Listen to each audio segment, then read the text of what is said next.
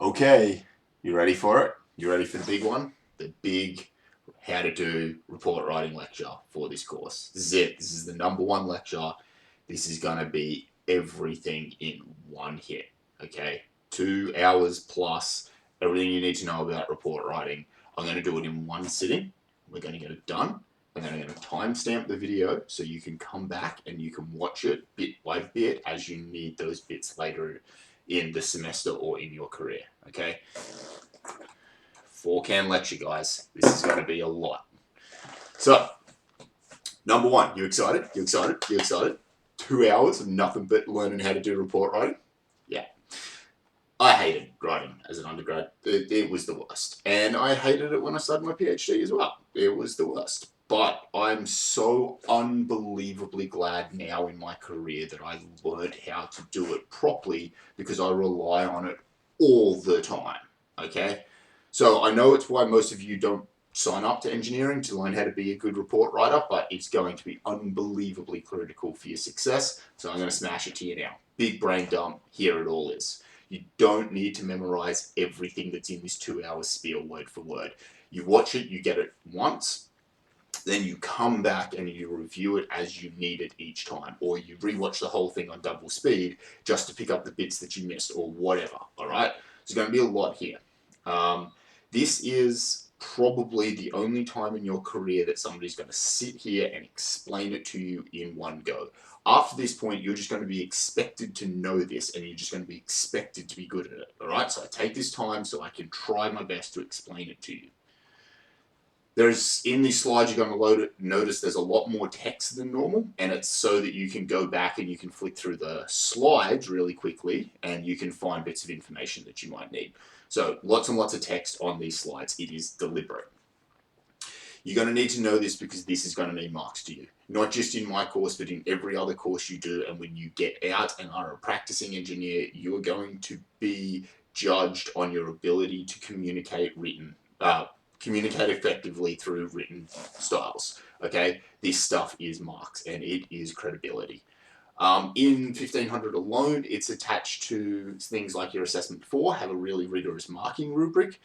And I'm going to teach you a whole bunch of the rules that you need to know, but also things like your assessments that are even very content-based. I'm going to teach you strategies and skills about how to write effectively and quickly and easily, such that when you have something like an assessment 2, even if the marks aren't in the formatting, I'm going to teach you skills to be good at that as well.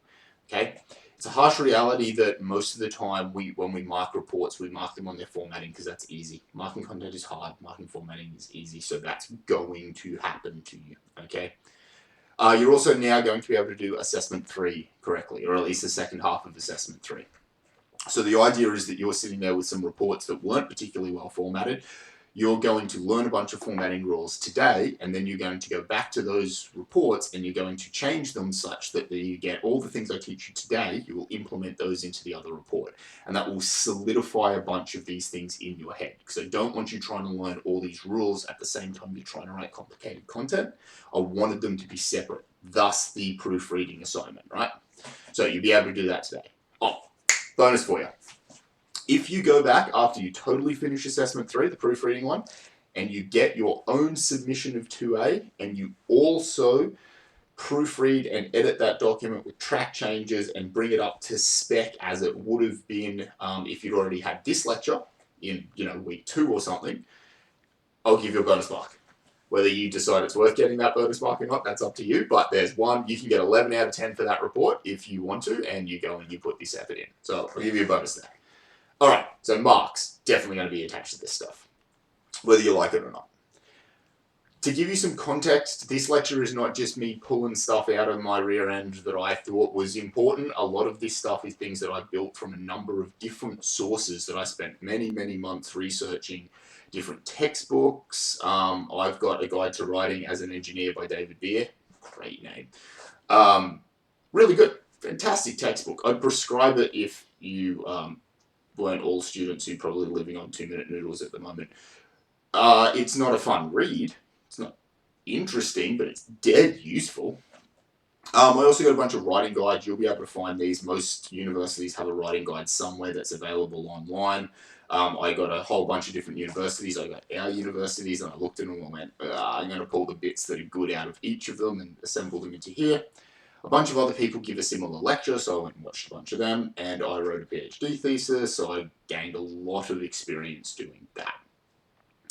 Plus, I went around and talked to literally every academic I could find and asked them, what do you wish people knew about report writing? And that's how I built this lecture. Part of the point that I want to get at here is you don't work in isolation when you do this. You're not one-person armies, you against the world here. You work with others in order to pull this type of information together. Nobody knows all of it, with the possible exception of Simon Iverson. He may know all of it. That man's a genius. But other than that, nobody knows all of it. You don't memorize these things. You don't memorize 100% of it, but you need to know that there's rules and things like that exist, such that you can go back to something like this or go to an engineering writing guide and look them up, because you know that you even need to think about that type of stuff. So that's some of the things that I'm going to highlight today. I've also given you a bunch of resources to help you out. So if you jump onto Blackboard in week 6, you lecture content week 6, you'll find a bunch of resources there that you can read through to hopefully help contextualize some of this stuff. There's old reports, there's a thesis, there's a half-written paper, so you'll be able to see that when I say we don't necessarily write start to finish, you'll see a half-written paper and you'll be able to go, oh yeah, they definitely don't do that. Bunch of things for you to look at there. Really importantly, examples don't make you good writers at all. They're not useful. Reading an example is the equivalent of sitting on your couch and watching somebody in the Olympics. It doesn't make you better at all. Examples don't teach that way. But they can give you some perspective to show you where you're going. And they can highlight some things and you're like, oh, I should really go and learn how to do this because I see how it could be better in the future if I did. Step in the right direction. Another thing to remember here is I'm going to teach you a whole bunch of stuff, and some of these things I'm going to tell you as hard and fast facts that are never to be questioned, but in reality you work in the context that you need to, okay? Basically everything I tell you now, you will find someone somewhere in your life who doesn't agree with it, and you have to learn how to write in the appropriate format. All right, so this is a guide. Again, it is not a silver bullet. Oh, I watched this 1 2-hour lecture once, I've got everything forevermore. It's just, here's the push in the right direction. But I'm going to give you every resource I possibly can to help you out in this environment.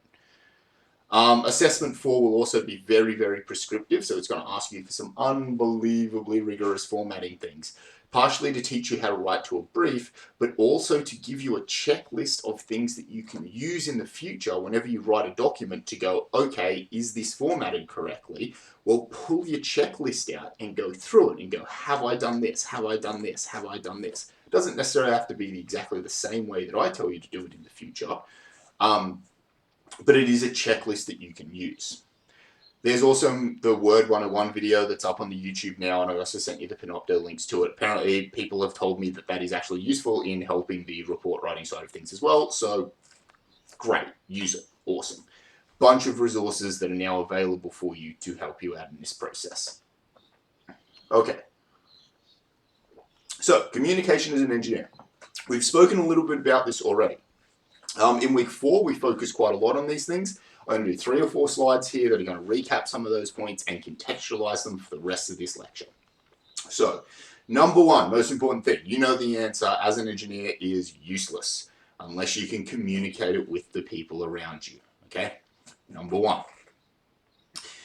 And if you want to be a successful professional, you're going to need to know how to communicate as well. Otherwise, there's no point. So once you finish at this place, you're going to be a technically brilliant engineer. No one graduates who isn't, all right? We make sure of it. We've got a series of awesome courses and stuff that you're going to do, and if you're going to pass them, you are going to be technically brilliant, and that's awesome. That is number 1 most important thing to be successful. The issue is, so is everybody else who graduates, right? Because nobody graduates who's not technically brilliant. So compared to the wider world, you'll be a genius. But when you go into a job interview and everybody else also just graduated, they're all technically brilliant, what sets you apart is going to be your ability to communicate. Okay? That's what's going to make the difference between a successful engineer and somebody who's not, isn't going to be, well, that's not true. It is definitely going to be their technical skills, but it's also going to be multiplied by their communication ability. So you need both to be successful. And of all of the ways of communicating, written communication is by far the most important one. Oral communication is also important, but it's less important. I will give you some info in week 6 that will help you about that, and a lot of the things that we're going to talk about today are communication skills in general, not just written communication skills, so they work both ways. But written communication is definitely number one. Yeah, week 8 lecture, somewhere around there, week 8, week 9, wherever the timelines fall out, I'll give you a lecture on presentation skills as well. So, like it or not, you'll be judged on it. Your technical ability will be biased by your communication ability. People will assess you on it. You may not think that's fair. Get over it. All right, if you want to be good at this, your number one question you've got to be able to answer, right, is why are you writing? What's the point? Why are you doing this? It's basically problem identification for communication. In the same way that we have to understand our problem first before we can be good at solving it, we have to understand why we're communicating before we can be good at communicating. Otherwise, we communicate for the wrong reasons or to the wrong target audience or something like that. And that makes us inefficient at this. Not necessarily because we're bad at it, but because we solved the wrong problem or we communicated in the wrong way. This is really cool. There's a YouTube series where they take this, an expert takes the same concept and explains it to 5 different levels of target audience, and it totally like changes the way that they do it. I just think it's a really cool explanation of why understanding your target audience is so fundamentally important for effective communication. And this is definitely going to happen to you throughout your career. Yes, through all of school, you mainly wrote to a teacher, and through most of university, you're going to write to an academic, but not once you get out. And we want to prep you for being good at this once you get out. And thus, through ENGG1500, I change who your target audience is for each assessment. We got a bit of a mixed bag with your 2As so far. We always do. Some people do a really good job of getting their target audience, but how quickly some people forget what it was like to know absolutely nothing about a topic when they walk in. It's difficult. That's why we practice it. But to answer the fundamental question, why are you writing? It's to make your audience smarter. Okay, and that is really important to keep in your head at all times. And it's really quite drastically different to other writing styles.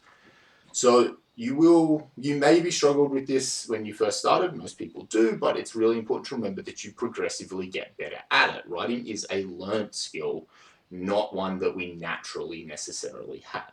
And we improve basically by getting things wrong. That's the harsh reality of it. The fastest way to improve is to have a go, get something wrong, have another go that's better. This is why you've got 4 different assignments all based around writing in ENGG1500. So you can get better at it. Anyone who's good at it, basically it's quality is proportional to the integral of effort. So effort times time. And it never goes away, which is the great thing about writing. No one ever goes backwards. So if you put effort in early in your career, you'll be good at this forevermore, okay? So put effort in now, get awesome at it, reap benefits of that for the entire rest of your career. To use the gaming term, we have a very what we would call late game build in engineering in general. So that's you do a lot of maths and science and communication skills and stuff like that in your first and second years. If you can put the effort in there and get awesome at them, when it comes to 3rd and 4th year where you want to be doing things like big projects and stuff like that, you'll just be able to smash them out at 100 miles an hour and you'll have a great time. It's a late game build. All the skills go in early so that all the rewards can come in late. You'll develop over the next 3 years and you will hit what we call gatekeeper courses. So 1500 is very forgiving in the way in which we do a lot of our marking, but there are other courses in your degree, such as your final year project, for example, your honours project. If you're not up to an adequate standard by that stage, you won't pass. You just won't. We won't let you out the door unless you can adequately communicate, okay? So you've got years to build these skills up, but you're going to need them before you get out of here. Awesome. So, report writing itself has its own style. It is its own thing. It is a writing style, but it's different to the way that most other writing styles work. And if you've gone through a normal schooling system, you probably never saw it. So you'll learn things like how to write a recount and an essay and a news article and a da and a da and a da and a creative writing, short story, whatever through schooling system. You probably were never taught how to write a report. It's different as any one of those other skills is. So there's no once upon a times and there's no, and then it was all a dream and I woke up at the end, okay? I think probably the biggest thing with reports that breaks the mold in terms of the way you think about them is they're not generally read start to finish. I very rarely read a report start to finish. I'll read an abstract first, and then I'll skip straight to the results, and I'll look at the results. And if I like the results, if I think that they're in my field, I'll flick to the methodology to see whether I liked the way in which they did their experiments, if that was scientific and robust. And if it passes those, I'll go back and I'll read it start to finish. And if you think about that in terms of like a story or something, that's totally different. Yeah, it wouldn't make any sense to read a story like that or an essay like that or anything else. But that's how report writing works. So, yeah. The other thing that's drastically different is you're looking for the most efficient means of transportation when you're transportation of information when you are doing engineering report writing. Okay, so you're never trying to pad things out and make things lofty when they don't have to be. You want to be short, sharp, to the point, and we'll talk about that more later when we talk about some of the decisive language and things that you should be using. But it's a different thought process that you should go to most of the other ones. Basically what that means is being good at essay writing won't help you now, and I'm sure most of that is going to really upset you. One of the things that I like to do here is talk about how we're talking about efficient transfer of information. That's the important thing. So we don't want fluff. We don't want you to pad stuff out. You want to just be transferring facts across to somebody. And if you're not doing that, if you don't understand the information behind what you're doing, you fundamentally won't make it in engineering report writing. Okay, it's not how it works. Technical writing needs you to be abrupt and to the point. Awesome. So this is a little bit of a step back. So nice and high level first pass here. How do we communicate and how is it, how do we communicate? What are we doing when we're trying to communicate? So I think the best way that I've seen this ever described is you've got something in your head, an idea, a piece of information, and you want to put it in somebody else's head, right? So in order to do that, you take your information and you encode it into a particular form, whether that be words or pictures or whatever. You encode it and then you transmit it. Now, when you're speaking to somebody, you transmit it through sound waves that travel through the air. Then they pick it up and they decode that information. So they turn those words back into an idea, and hopefully you've been able to transfer information into somebody else's head. This can get slightly more complicated because at the moment I'm encoding information, creating words. They're getting picked up by a mic, which is then getting transferred through YouTube to you, to your speakers, to your ear, so you can decode them. There can be more steps to this process, but essentially it goes through in a brain into a form of encoding, transmission, a form of decoding, and back into the next person's brain. So if I have an idea in my head and I want to communicate it to you, let's say I'm angry for some reason, and I want to communicate that to you, I could do it in a whole bunch of different ways. I could verbally tell you that I'm angry, I could write down that I'm angry and I could send it to you, or I could look at you. And choosing the appropriate one is important, because if I look at you like that, you're going to know. You're going to know real quick, right?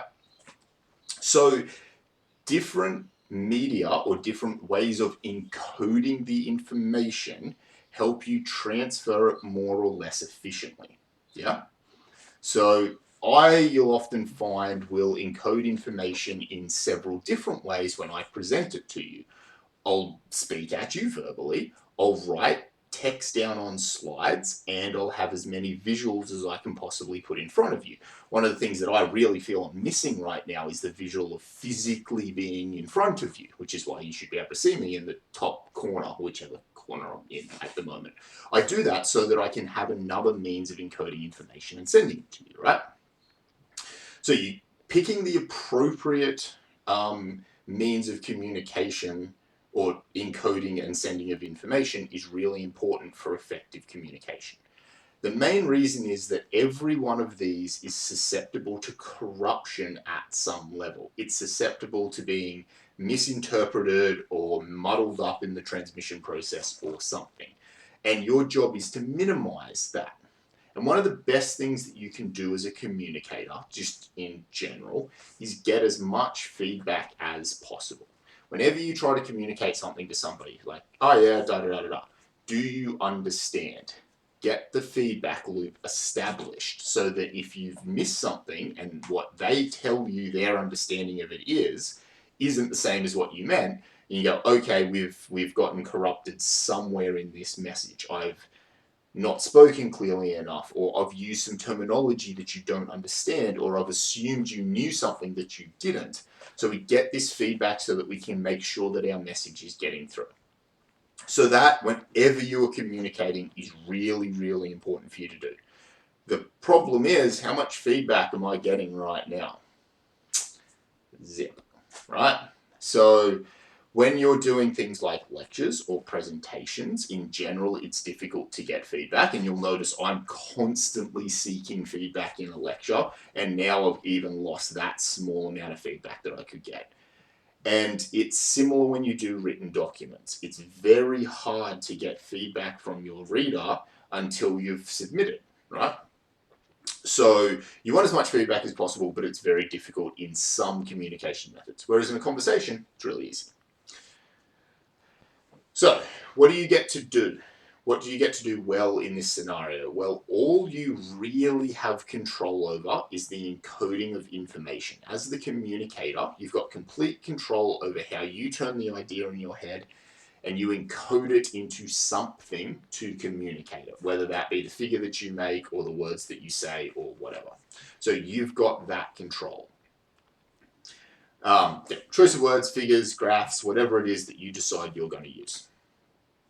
In some cases, you'll be able to do things like decide, this is the wrong information to be presenting in a report. I should be doing this as a presentation. I actually did that to my last industry client who I consulted for.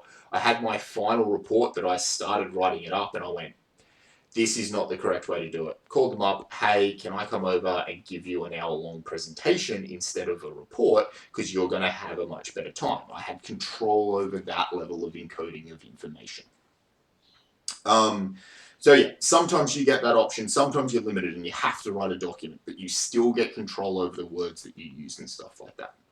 Your number one job, and we've spoken about this before, is to make life easy for the reader, right? So it's to make life as easy as possible for the person decoding the information, which is often very difficult to making life, to making life easy for the person encoding the information. Generally, you'll find the difference between a good and a bad teacher has nothing to do with their knowledge of the subject and nothing to do with their ability to express correct information. It's just that they often can't put it in a way that is easy for you as an audience member to decode and figure out. Often that comes from not particularly well being able to empathize with your target audience. And it's hard. It's really hard. I'm not trying to throw shade at anybody here. It's really difficult to do this, and this is probably the biggest factor that I believe contributes to good or bad communication by experts in the field. Certainly not knowledge. This is one that I find really interesting. To a large extent, if I bore you so much that you stop this YouTube video and then you don't get the information at the end, that's on me for being too boring, right? Like, people don't really consider this often when they communicate, but These are all factors that play into how well you can communicate. There's a reason that I throw memes into my lecture slides. But not because I enjoy spending 40 hours a week looking for memes. It's because I know that they keep people interested, which greater improves my ability to teach to you. That's all on you once you become the encoder of information. Okay? So if the decoder is confused, it's always the encoder's fault. Always. You never get to blame. You never get to blame them. It may be their fault as well, and I'm not saying that the decoder's never at fault, but it's always a shared responsibility then. You never just get to blame your audience. Okay? So if you never want to be in that mindset if you want to be a good communicator. Awesome. Cool. So that's at a very high level, communication in general, the way in which we want to think about it. Idea in your head, determine the correct way to encode it into information, send it to somebody, have them successfully decode it, and get the idea in their head. If you can wrap your head around that, it makes every other step of the process begin to make more sense. I understand that a lot of this is high level. We're going to get into details as we go. I promise they are coming. We're going to start with some now. So, let's do an example. Assuming you've just finished a big project. This might be a 12-week ENGG1500 project and you're about to write your final report, or however long our semester ends up going for this year. Or it's you're out in the industry and it's a 12-month project. And you've got to write that report up and give it back to the client. So whatever. So you open up a Word document. We start here. Open it up. You're going to write the greatest report of all time. Awesome. And you sit there for 4 hours beating your head up against it, and what you've got 4 hours later is the greatest report of all time. Yeah? This sound familiar to anyone? Your first couple of hours of doing this, you don't know where to start, you don't know how to do it, you get virtually nowhere. You write your opening sentence or your opening paragraph 4 times, it sucks every time, so you delete it and you restart it. You just can't get any momentum, you can't get started. It's really difficult. Really common thing to happen. Cannot start. The other thing that can happen to a lot of people is they get caught in a procrastination cycle.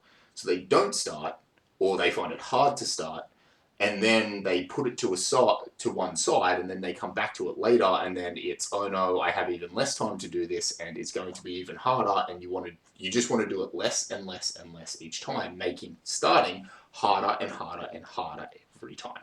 We'll circle back to the procrastination cycle much later, but it's a thing that you can really easily get stuck in, and actually also really easily break out of. The answer is just start. Just do literally 5 minutes of work. But anyway. The other thing that people often do wrong when they start writing, particularly if they just sit down and start, is they'll write about the things that are interesting or important to them on that day. And it's interesting and important to them, not necessarily interesting and important to the client or to the target audience who might want to hear about the whole project. I don't know how wide my camera is. They're just writing about the things that are important right now. And that can really bias an entire report and put you in a bad spot. So I'm going to give you some strategies now that are going to help you.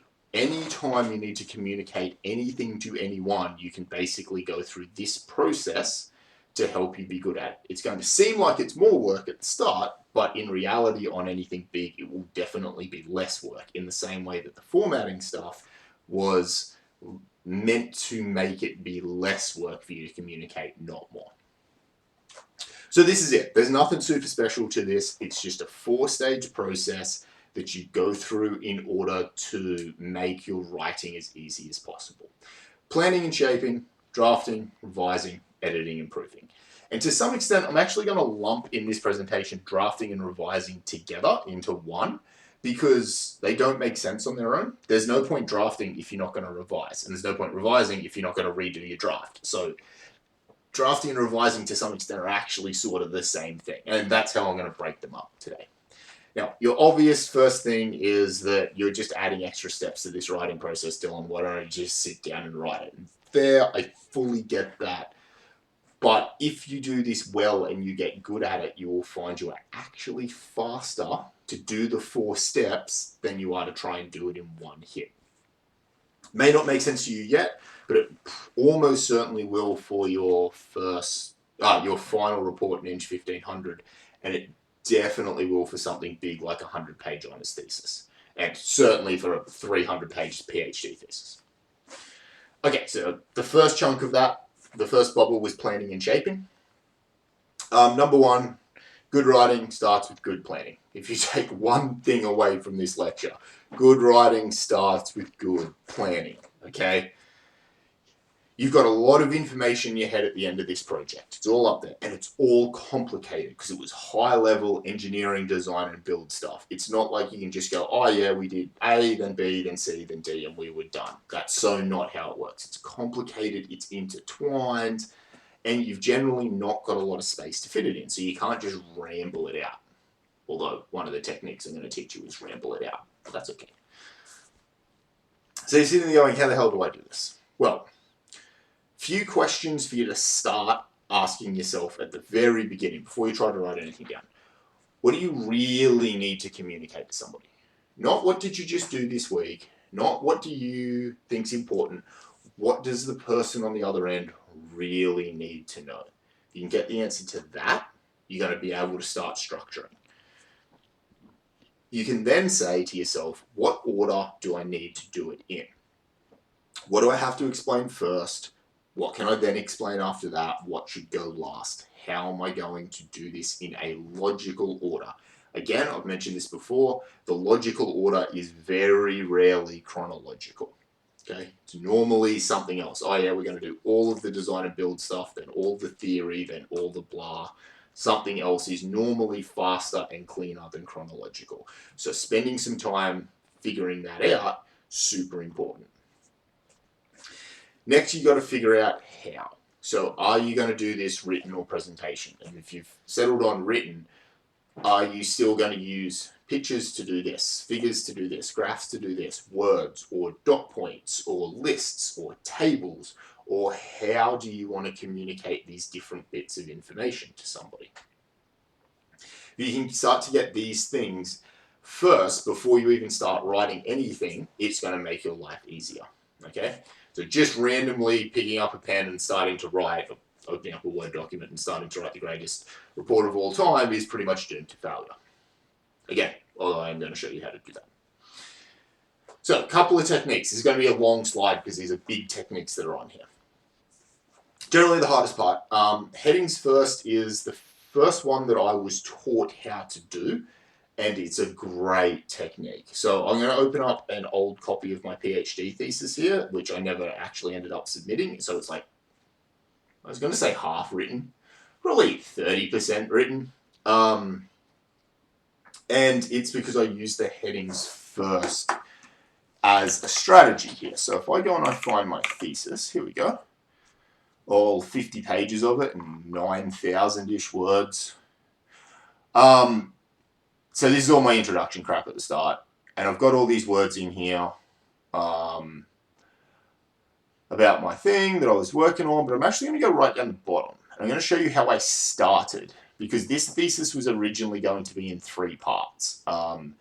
It's 3 sections, I suppose we should say. And this is how I started them out. So, 2 sections, and then they had subsections, whatever, doesn't matter. What I did was I took my whole report and I decided that it had 4 or 5 different things that I wanted to talk about. One of them was max phases, and that's the thing that's written up. That's as far as I got through this version of the thesis before I scrapped the whole thing and signed it down. Because I did it with publications, with papers, instead of with a thesis. But what you do is you take your sections, and then into each of them, I went in and I went, all right, this section is going to have an introduction, a method, a results, and a conclusion. Then into that, I went in and I broke these up further as headings and then subheadings. So in my introduction for miscibility gap alloys, the thermal storage stuff that I do, in my introduction, that had to have an energy storage in general. It had to have CSP, concentrated solar energy, CSE, CST. And then inside of that, I was going to talk about towers, small-scale dish reflectors, Stirling cycles, da-da-da. So you can see how I was logically breaking up the things that I needed to talk about. And why this is really, really useful is you might end up here and realize that, hold on, this is dumb. I really want to talk about all of this before I talk about towers because it makes more sense. Yeah, there we go.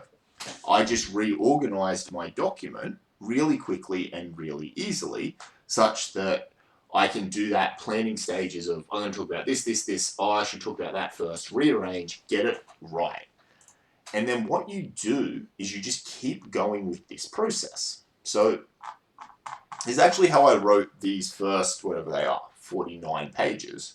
Let's scroll up to somewhere else. Yeah, synthesis, general synthesis.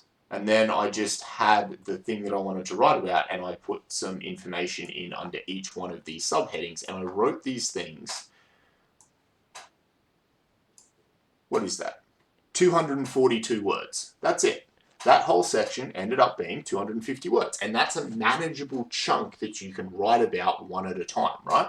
So I wrote about that chunk, and then I wrote about this chunk, and then I wrote about the next one. And I've still got sections in here where I haven't written them up yet, and that's fine. You don't have to write these things in order. I got to this one and I'm like, oh, I'm going to do that later. Just highlight it in yellow, move on, don't care, didn't feel like it that day. I've got sections in here I never started. That's fine.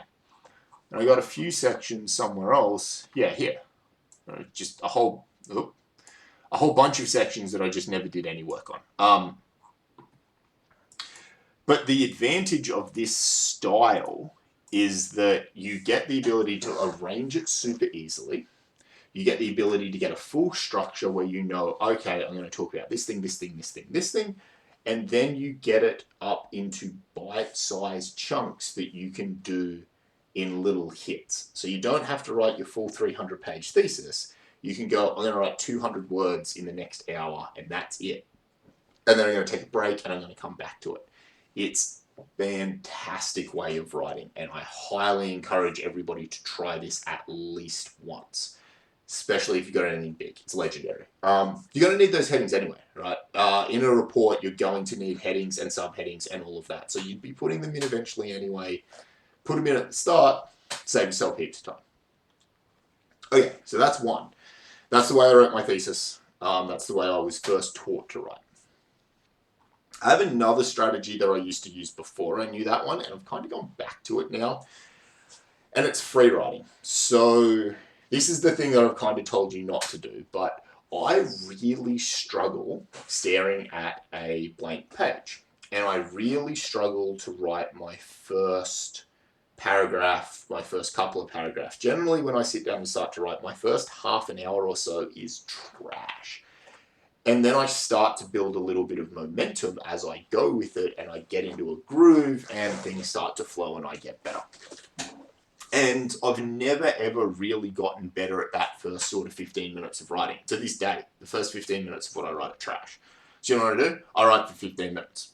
I just sit down, and I start, and I write. And I know whatever I write here, I'm going to have to come back to and put it in the bin later and start again. I don't care. I don't care. I let it go. And I write, and I get it down. And the advantage then is I've got a document, and it's probably too long, and it's probably got some bits in it that aren't particularly pretty, but I've filled out 10 or 15 pages, 20 pages or whatever, with text. And now I have something to work with. And I can go back to sections and I can rewrite them. Or if I've got an introduction there that I can use to help inform my results section that I want to write later. So this is a methodology that always results in a whole heap of rework. You have to rewrite basically the entire thing. But if you're the type of person who struggles to get stuff down on paper, try it. Just smash a whole bunch of it out, okay? I wrote a lot of things this way, and I can highly recommend it. There's a term for this, analysis paralysis. People who want to have everything perfect before they start doing anything. If you get that, this is the way to go. Just break it. Yep, but it will require substantial rework. Cool. All right. The third strategy to talk about here is grouping. So this is really cool for people who are very visual, very tactile learners, which is the vast majority of engineers. Basically what you do is you get your main topic that you want to talk about, and then you get the bits, the ideas that you know are related. And this works really well on a big piece of paper or a whiteboard. And you chuck your ideas up on the whiteboard. Not necessarily, you don't worry about ordering them or anything too much. You just go, these are all the things that I want to talk about related to this topic. They could be headings, but they don't have to be. They can just be concepts or ideas. And then what you do is you come in and you join them all up. And you go, all right, really, these ones relate to the topic, but this one over here really just relates to those two, and then this one over here, right? So you join all of these dots up, and then you can come through and you can number them. And you go, with this joining system, you realize you obviously have to talk about idea 1 and idea 2 before you can talk about idea 3, and you have to do idea 3 before you can do idea 4. Great, now you're getting some structure. You've got to do this one, then this one, then this one, then this one. And these two, they don't really have a home. So they can kind of go wherever in your report. You could lead with them, you could put them at the end. Just don't probably put them in the middle of 1, 2, 3, 4, because that's going to break your flow up. This is fantastic when you've got a whole heap of information and not very much space to fit it into. So where I find this most useful is presentations, particularly when I've got to give a 3-minute pitch on my entire company and its whole business structure and convince somebody to give me $500,000. I'm going to have to leave a lot of stuff out, right? So I do something like this to really figure out what I want to talk about, because I might decide that, you know what, 1, 2, 5, and 6 are related to the topic, and whilst 4 is interesting, in order to get through 3, to get to 4, to make it it's just not worth it. Cut it loose. Get rid of it. Not required.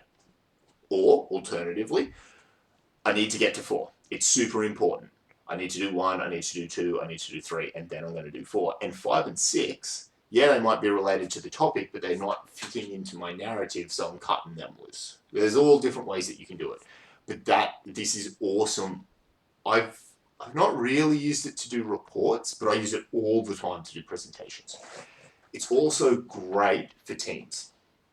So if you're working in a team and you have to put together one document, like one presentation, one pitch from one member of a company, I get a whiteboard, I give everybody a pen, I stand back and I say, go. Put everything you want in this pitch into the onto the whiteboard, and they go and do this, all their ideas.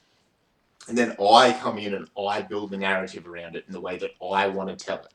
And this way something comes across and it feels really natural for me because it's still my narrative, so I can pitch it convincingly, but it allowed everybody else to get their ideas in there.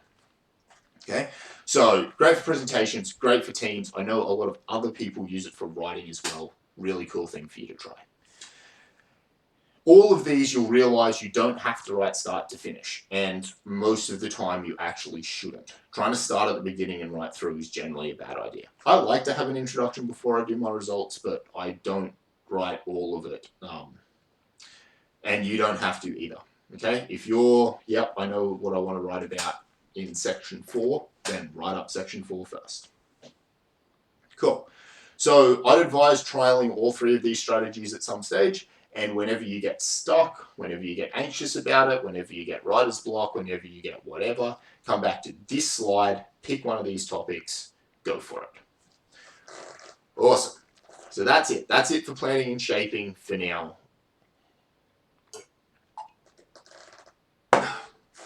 Now we enter drafting and revising, which I'm going to do together. So drafting and revising. I'm sure you've been told before to write a first draft and then go back and rewrite it. And I'm sure most of you didn't listen to that. I told you to do it for assessment 2, and I'm sure most of you did. And I understand that. I never got it again. When I was going through high school and when I was an undergrad, I never understood. I think the thing that was missed for me is revising isn't restarting. Okay? They're not the same thing. You don't restart your draft from scratch. You take your draft and you improve upon it. Particularly in the day and age of computers, it's a different way of thinking about it. You go back, you grab it, and you make it better. And then it starts to become useful.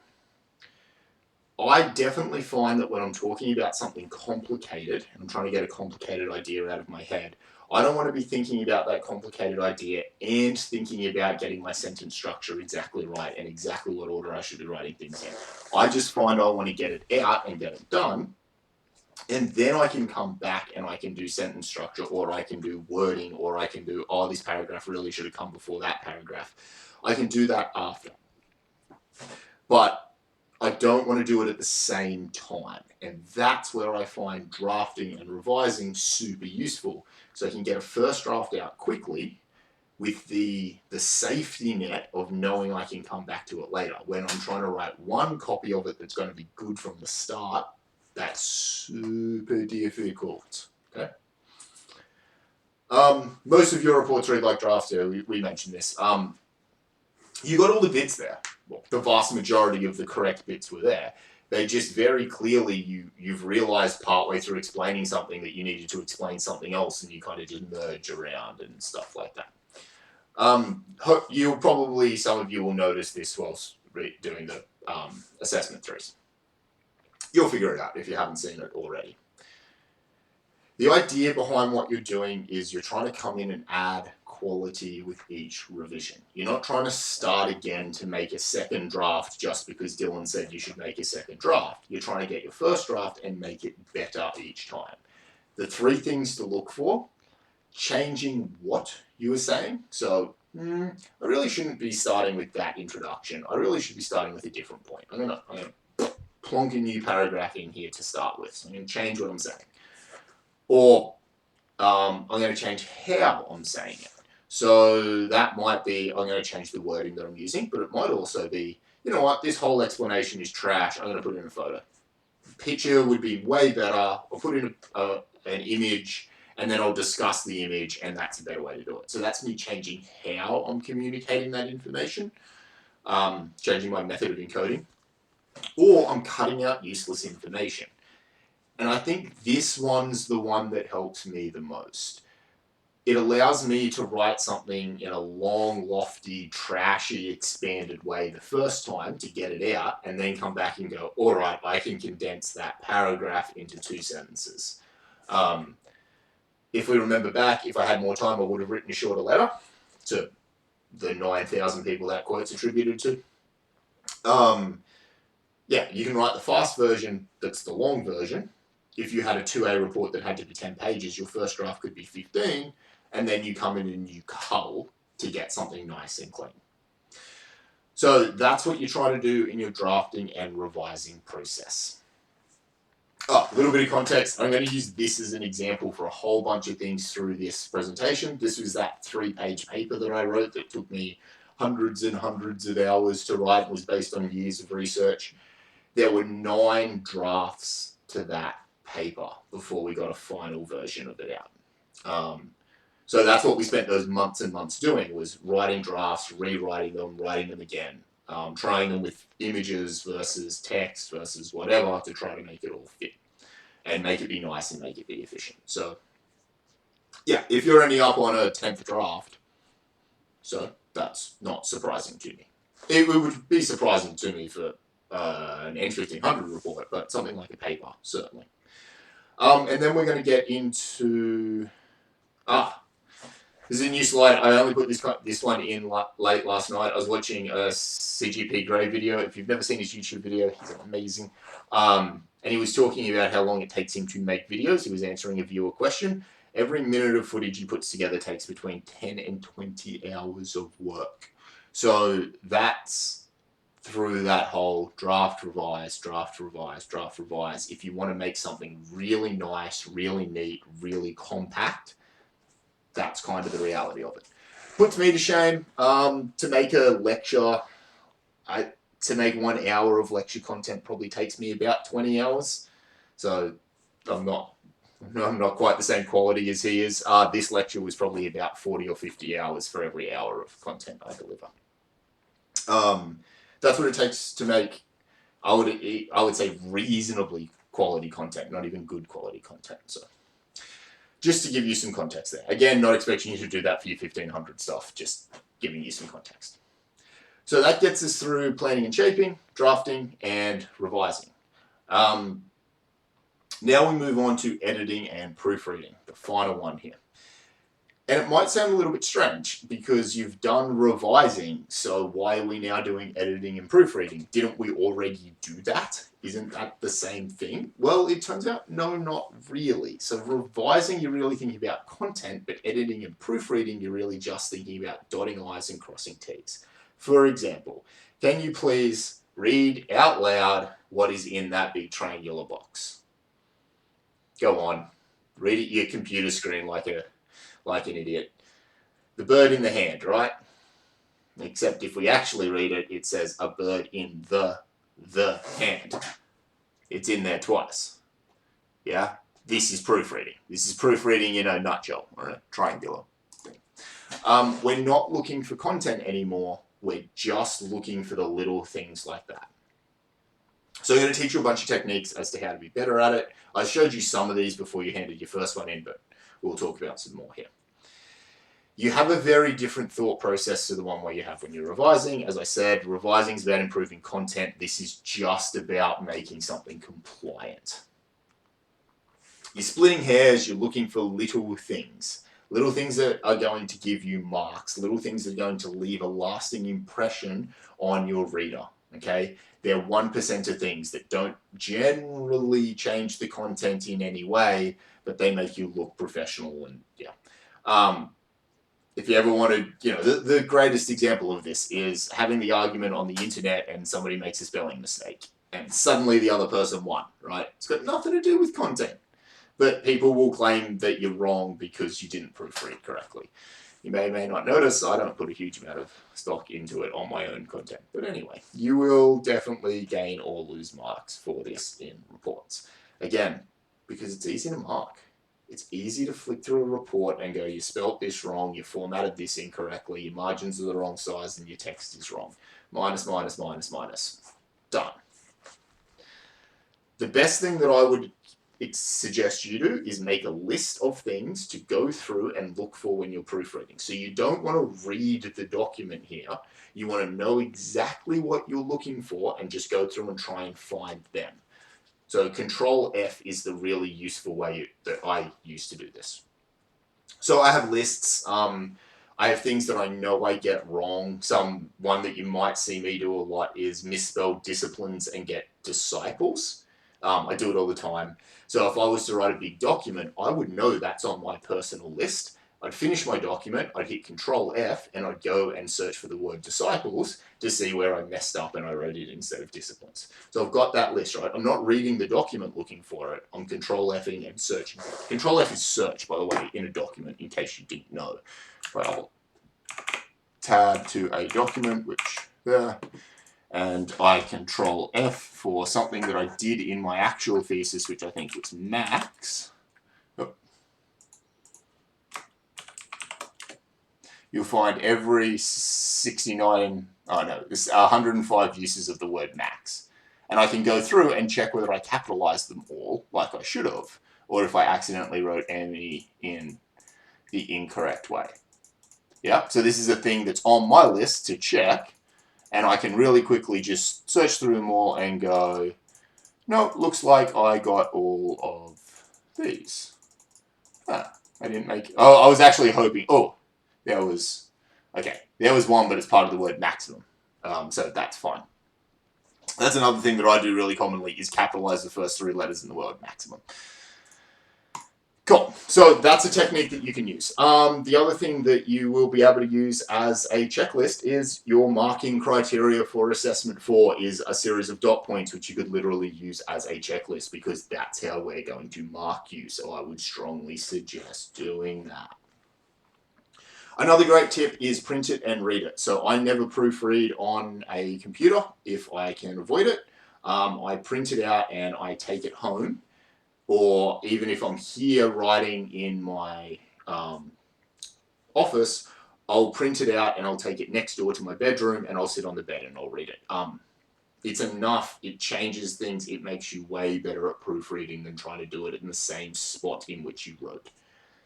But this is my number one, I think I've told you this before, copy all your text, paste it into Google, into some form of text-to-speech, read my text, Put your headphones on, close your eyes, listen to it. It's like the lowest energy proofreading ever. It's super easy, and you will find every use of disciples instead of disciplines because it'll get read to you, right? You'll also find everywhere you've got poor sentence structure because it will sound wrong. So that's super useful. And then this is the other one. Get somebody else to do it. As you're probably realizing by reading other people's assignments, you would be finding loads of errors in them left, right, and center. And they proofread their own report. Because obviously you all proofread your own report. And people will be finding errors in your report as well. So it's so much easier to proofread somebody else's stuff. If you're sitting there, trade favors with somebody else who's also writing, I'll read yours if you read mine. It's A, more interesting, and B, more useful. So, work in teams, guys. Cool. Oh, yeah, this is just a little bit of an aside for you. Proofreading is interesting because everything else that we're doing, I'm talking about adding value. It's kind of interesting as to how much value you're actually adding. If you're not confusing anybody with a spelling mistake, does it matter whether you made a spelling mistake or not? I don't know. Maybe it does. Maybe it doesn't. I just think it's interesting. This is also not done by research at Cambridge University. That's just lies on the internet. Okay, back at it. Sum this section up. 4 parts, sort of 3 or 4 parts, to the way in which you want to write from now on. Plan what you're going to write. Good writing starts with good planning. Draft and revise. Write it once, make it better. Write it again, make it better. Write it again, make it better. Then proofing and editing. Take that hat off, take your writer's hat off, put your proofing, splitting hairs, assume it was written as a comment on the internet hat on, and go through and meticulously pick the little bits of it apart. And you're going to end up with really high quality writing. The planning and the proofing stages are probably things that people haven't spoken to you very much about before, but now you know how to do it. My goal here is that this is actually going to end up having you do less time writing, not more. Try some of them for assessments 4 and 6, your next 2 big reports. Being said, the planning stage for your next report has largely been done for you, but that's fine. The proofreading for assessment 4, really, really important. That is literally where all the marks are.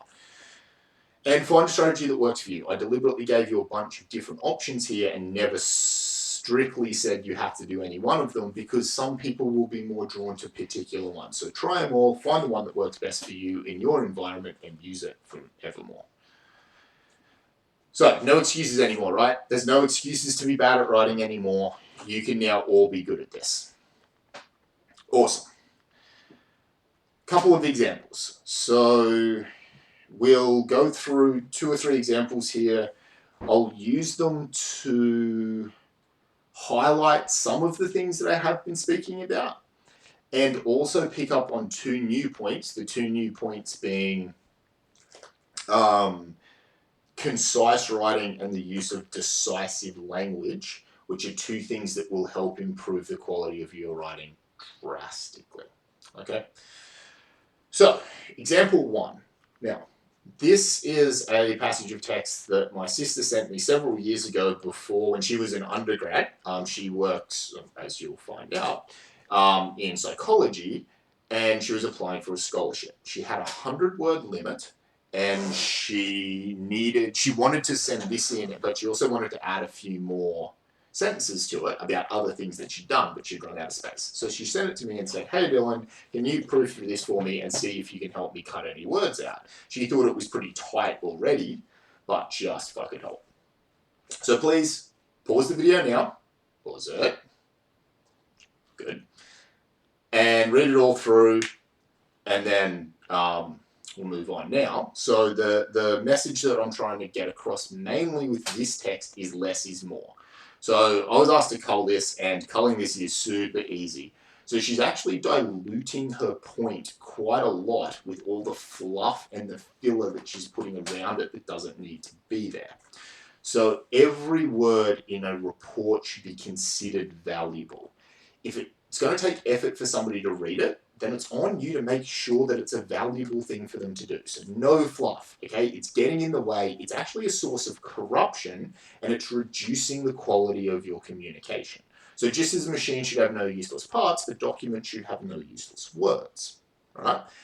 And I will assume, once you get good at this, that every word you have written has value. So if you put fluff in there, I'm going to be searching for meaning in it, which is going to lead to me finding corruption, okay? It's not easy. It's certainly not easy. It's much easier to write big, long, padded out things. It's much harder, and it takes much more time to write nice and concisely. But this is a great example of where we're going to see a first draft and then several revisions of it. So, a few things that I'm going to pick on here.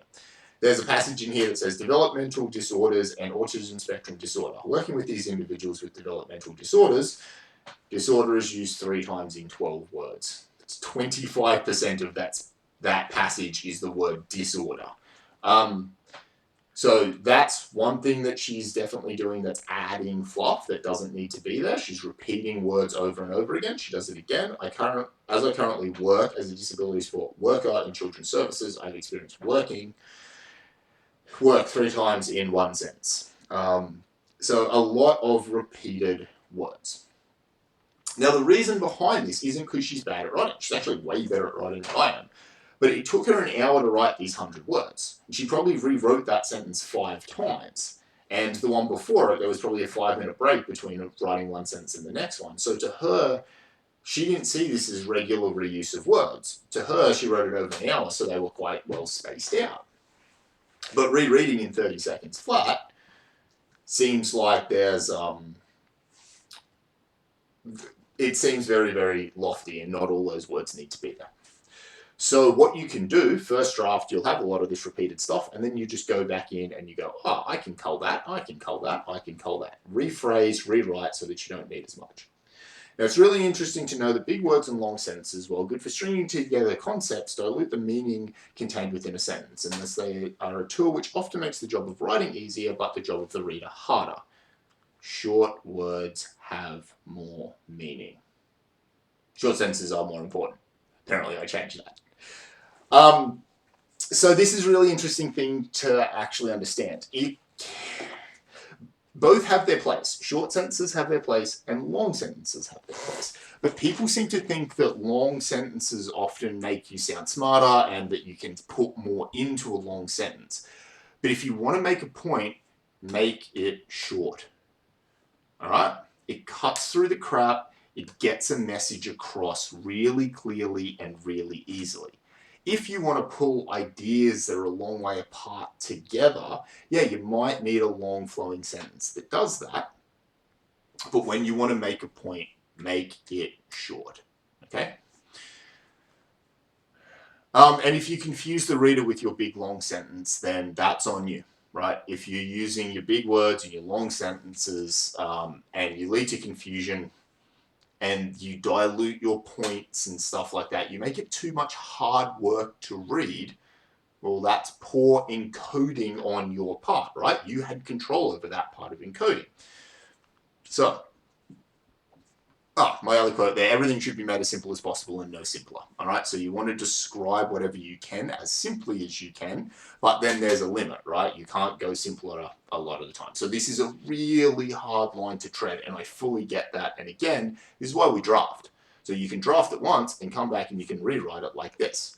Feel free to pause, reread. This has all of the same content in it, but it's 20%-ish shorter, 17% shorter. This helps us in 2 ways. Not only does she actually get to make her point in a more obvious way, because there's less trash in the way, she's also now got those 18 spare words that she can use to put in another sentence. So we're adding value to this by allowing her to put in a new sentence, or by simply not diluting our point down as much as we previously were. So that's great. This is us improving on what we're doing by less is more. Okay. The other thing that we can do here to make a huge difference in the way that she sounds is the use of definitive language. So I'm applying for this scholarship as it would be an excellent opportunity for me to further my studies into developmental psychology. What is better this scholarship is an excellent opportunity for me to further my studies. It's decisive, it's powerful, it's correct, and it's short. All of these things are good. All right, so wordiness makes you weak, whereas decisive language makes you strong. You are discussing facts. They are right or they are wrong. There is no place for woulds or shoulds or shalls or shan'ts or any of that crap when you are doing technical report writing. These are facts. They are independent of your opinion, of when they happened and who the person they happened to. And once you can get that, you can write them in a really nice, concise way that's really easy for the audience to understand. Okay? The term that we use is archival. So no opinions, doesn't matter when it happened. It's a thing that is a fact and it will stay that way for the age of the universe.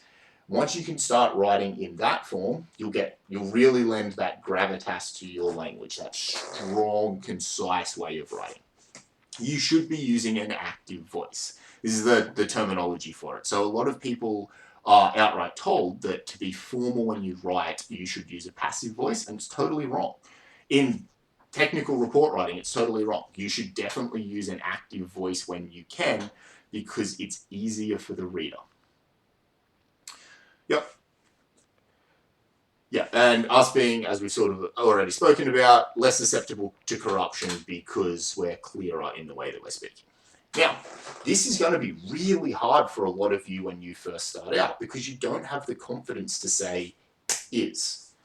And the more you become an expert in the field, the easier it becomes for you to know that this thing is a fact and you can declare it as such.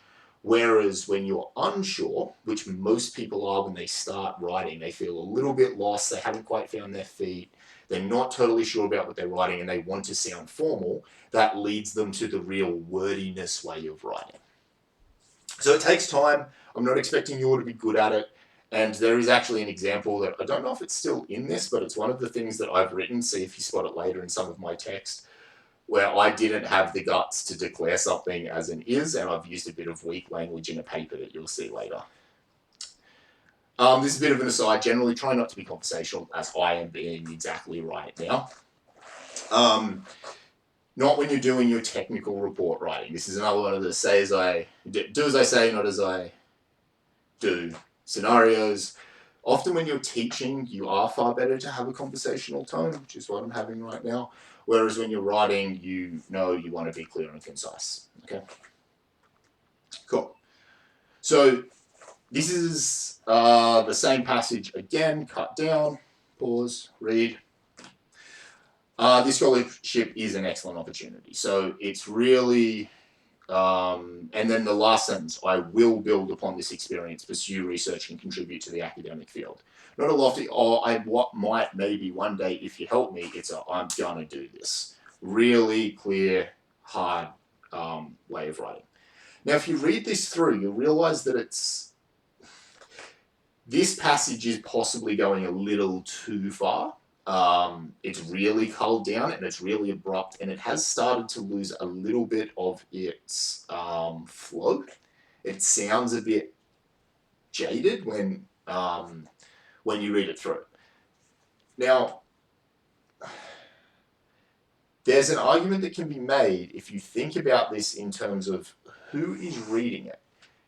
And if the person reading it has got 100 of these or 1,000 of these scholarship applications that they need to read to pick the few people they're going to award it to, and they've got their clipboard and they want to tick things off, they may not want to read a lofty thing. They're looking for dot points.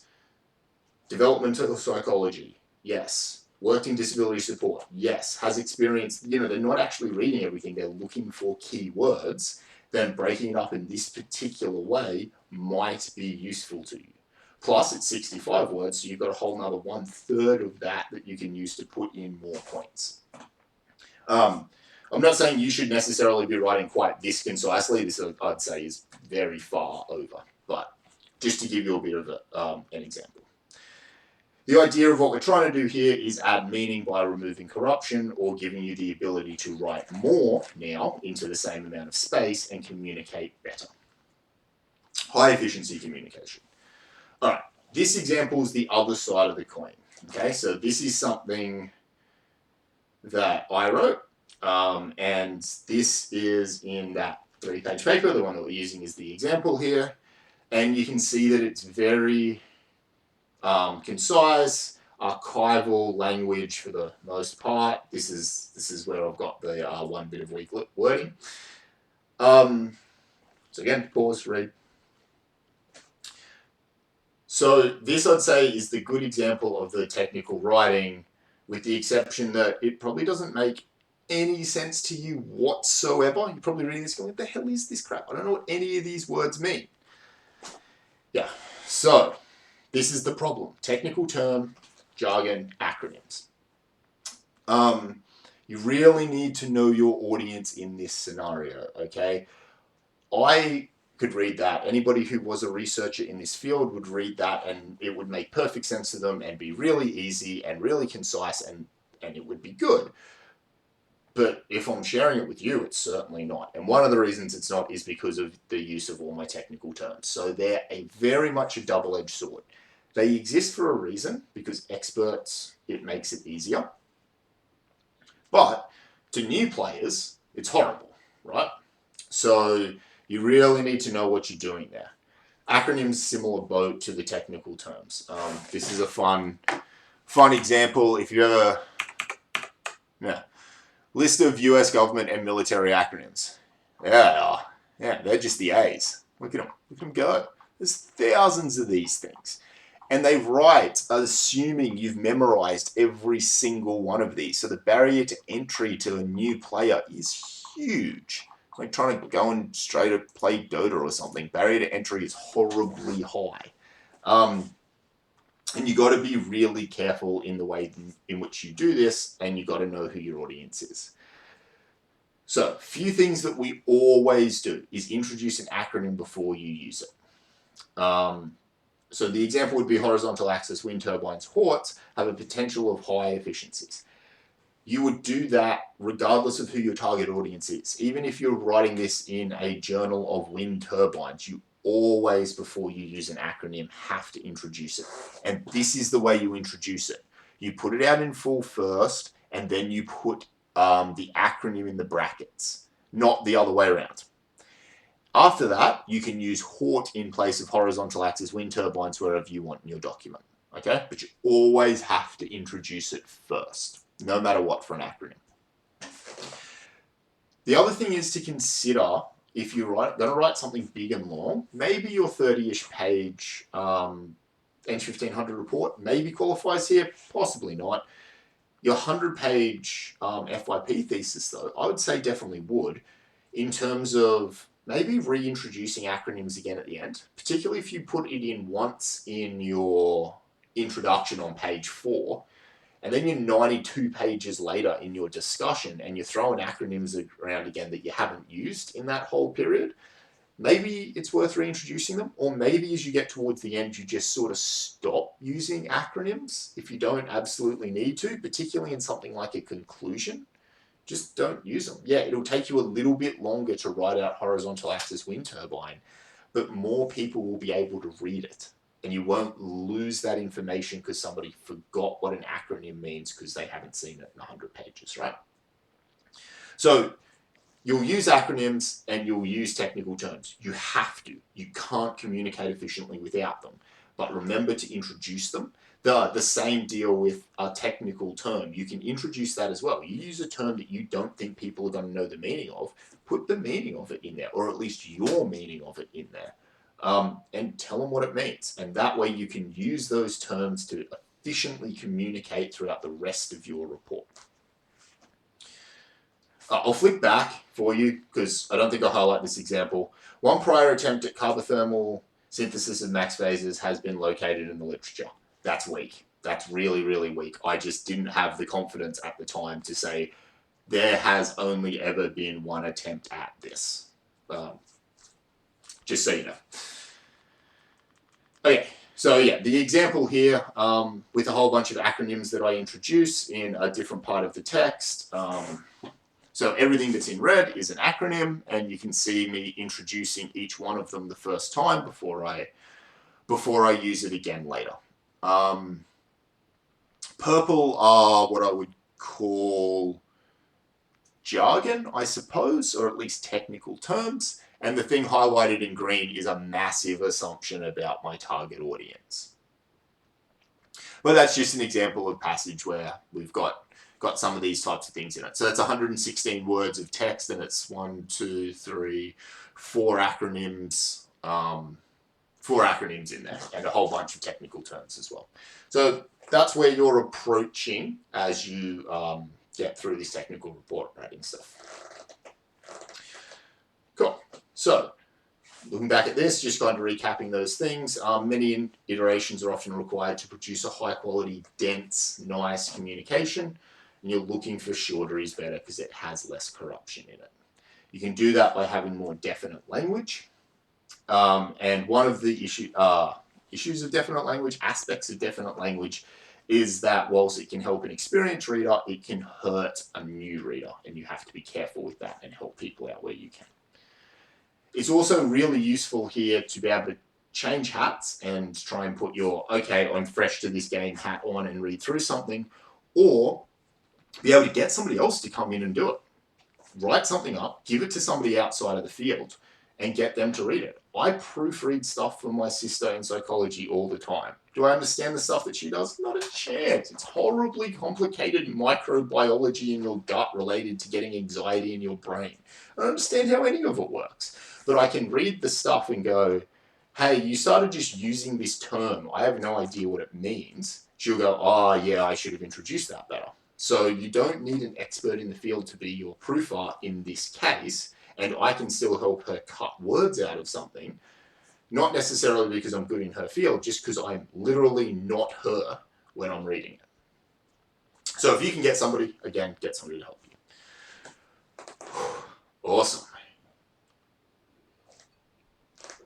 Oh, cool. Sections in a report. So, if you remember that whole headings first thing, we talked about which sections we put into reports. And you might actually want to know what some of those sections should potentially be. And that's one of the things that we get to talk about now. It's not always clear though. So what sections you're going to need in your report isn't obvious. And that's fine. This is why we plan, right? If everybody put the same stuff in every report all the time, there wouldn't have been that first step, which was planning. That's what you're doing in that stage. However, if you Google it, you'll find there's engineering report formats. Why the hell didn't I give you one of these? And they have an abstract, which is a summary, an introduction covering background, methodology of what you did, results, what happened when you did the thing, and conclusions, what was the answer to the study. It's there, that's the answer. Well, in reality, no, it's not. I've literally never seen a report in my life that actually had those sections and just those sections. I've read papers like that, lots and lots of journal articles and papers look like that, but engineering reports in the field don't always look like that. More realistically, a big engineering report might have this number of things in it, where we've got tables of contents and list of figures and tables, not just an introduction, but a lit review and a theory, methodology, results, discussion, future work, recommendations, all these different things. And bigger reports like a thesis often rebundle these things up into chapters and do them several times. Like you might have 5 or 6 or 7 or 8 or 10 or 12 chapters inside of a thesis. And knowing which ones go where and which ones to repeat and which ones not to, this changes on context every single time, okay? That's why I basically don't just go, here's the engineering report in format, learn that and learn nothing else. Although knowing a format is good and helpful, only knowing one format is really dangerous because you have to write in the way your audience wants you to, and if you change audience and you only know one way to write, it's real bad, okay? This is also why I don't teach just by giving you examples, because that makes you into basically a mimic who can regurgitate information but can't think for themselves. So yes, it's harder to learn this way, but it's infinitely more useful to you. A few of these sections that get commonly merged, and I'm going to talk you through a bunch of these sections, but I'm going to merge a few of them together. Introduction, lit review, and theory are often merged. Results, discussion, and future work are often merged. Conclusions and recommendations. So that's why the shorter format often merges these sections together, but they are all slightly different. If you want to look this type of stuff up, go for it. There are hundreds of resources out there that will take you through what goes into each one of these sections. And you could spend an hour on every one of these sections. And I'm not going to bore you with all of that, but I highly encourage you to look it up. And if you're unsure, that's on you. Like, just go look it up, find somebody else who's got a great discussion of this and use it. Okay? Awesome. So, introduction, lit review, theory generally goes quite early on. Just after an abstract, it's often like the first thing in a report. Your introduction is there to give context to your work. Why is it important? Your theory does the underlying science behind what you've actually done. So help somebody to understand the science or the physics or the chemistry or the whatever, the mathematics that's behind the thing you're doing. And a lit review is going through all of the other papers and things that are out there in the field of people who've done similar stuff and covering what they've done to highlight why what you've done is different and to bring a new reader up to speed on what's going on. So the idea of these three sections, combined in whatever way they are combined, is that if I am new to this field, I should be able to read through this and I should know all of the background science and context and everything I need to know to understand the work that you're about to do. If I am an expert in the field, if this is going the other way around and I'm big professor who knows everything about this, and little old Dylan's put his very first report of his life out and said, hey, can you read my paper, please? And they go, oh, these results are a bit weird. I wonder if this person really knows what they're talking about. They'll go through your introduction, theory, and lit review to see whether you actually understood the content that you've done your experiments based off of. This is basically the entirety of your assessment too. It was a lit review, right? You went back through the content that you'd been learning and you summarized it in a way for a new person to read. That was assessment 2. It's also why the standard engineering reporting format wouldn't have worked very well for you in assessment 2 because you only had one part of it. The terminology that we call this is establishing the state of the art. So you've probably heard the expression state of the art before. This is where we would actually use it in practice. You have established the state of the art once you've covered all of the theory and what everybody else in the world is currently working on. Oh, very importantly, because this comes up all the time, it's a growing trend and I don't know where it's coming from. But people, when they write their introduction, it's an introduction to the document, not an introduction to the work. Totally the wrong thing to do, hey. If you want to introduce the document, fine, but like one paragraph or maybe one sentence introducing the document or introducing each section, the intro is on the work, not on the document. That's just a weird aside. All right, moving on, methodology. So after your intro, lit review, whatever, you then move into the method, which is the what you did. Generally, this is the place where you spent the vast majority of your time. Particularly when you're writing a paper, you will have spent hundreds and hundreds, if not thousands of hours in a lab or whatever, working, busting away, trying to get your results out, do these experiments, and you give it like maybe 10 lines, and that's it. Like hundreds and hundreds of hours. It's so depressing to write these things. But they're generally the shortest part of a report is the methodology, but it's the thing that consumes the most hours in doing. Your goal of methodology is to convey just enough information for a skilled person in the field to repeat your work. So you'd assume another person who's an expert in the lab in something similar to what you do would be able to read through your methodology and go, great, I know how to do all of the techniques, I should be able to pick their stuff up and I should be able to repeat it. So that's what you're aiming for in a methodology. And no more. You're generally very, very concise. Generally, because in some contexts, it's the complete opposite. So there are things called method papers, where they're basically 90% of them is methodology, and you go through what you did painstakingly so that other people might be able to make the thing that you can make. That sometimes happens if you're the only person in the world who knows how to make a particular thing. Then you might write a methodology paper to allow other people to make it, and then they might be able to experiment on it because more people in the world can make it. So what I wrote my method paper on, because I could do carbothermal and aluminothermal reduction of max phases as synthesis, so I got approached to write a method paper on it, which I didn't do, and I really should have done because I would have gotten far more citations out of that than the paper that I actually wrote. But anyway, hindsight's beautiful. User manuals are the more practical thing, and definitely once you're an engineer, instructions. So manuals and instructions are basically methods, right?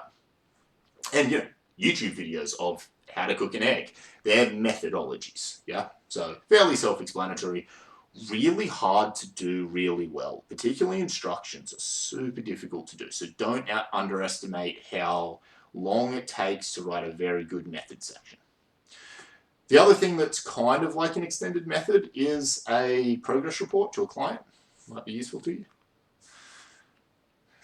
Okay, yeah, this is the other aside in this section.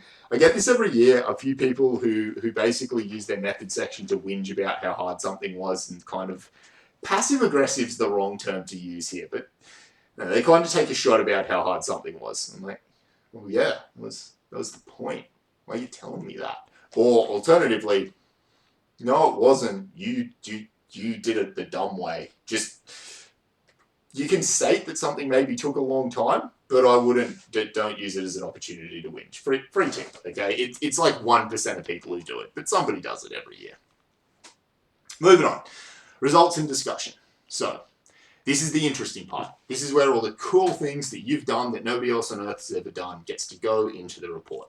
It's great.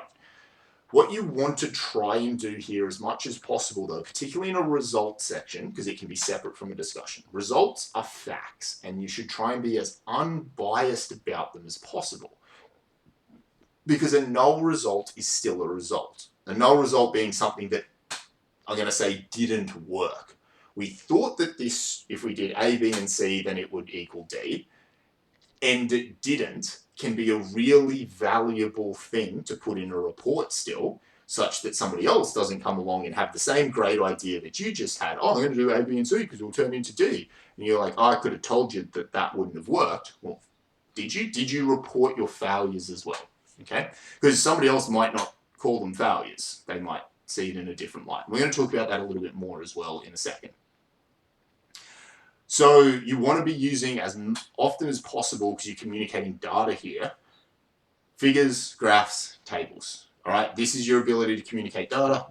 Words are generally the wrong way to do a lot of this. Okay, this is a representation of data.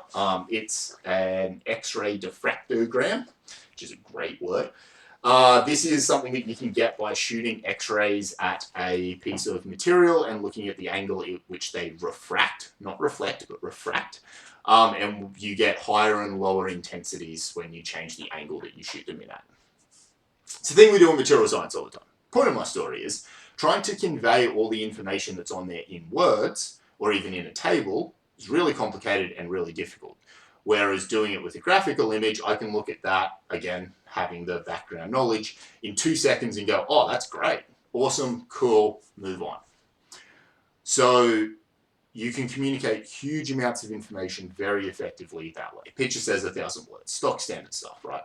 But the other reason why you want to do it is because if you present your data in an unbiased way, somebody else might be able to come in and look at it and tell you more, or learn themselves more than you could from your data. So just a quick zoomed in thing here as an example. When I started out doing this and I started learning how to do X-ray diffraction, the first thing that you learn is the position of these peaks. Oh, I shouldn't be using a laser pointer. You can't see that. The position of these peaks on this axis, so this is angle, by the way, this is angle, tells you how far apart your atoms are. Great, and you can use that to figure out what particular chemical compounds you have, which is what I was trying to do here. Fine, that was my objective.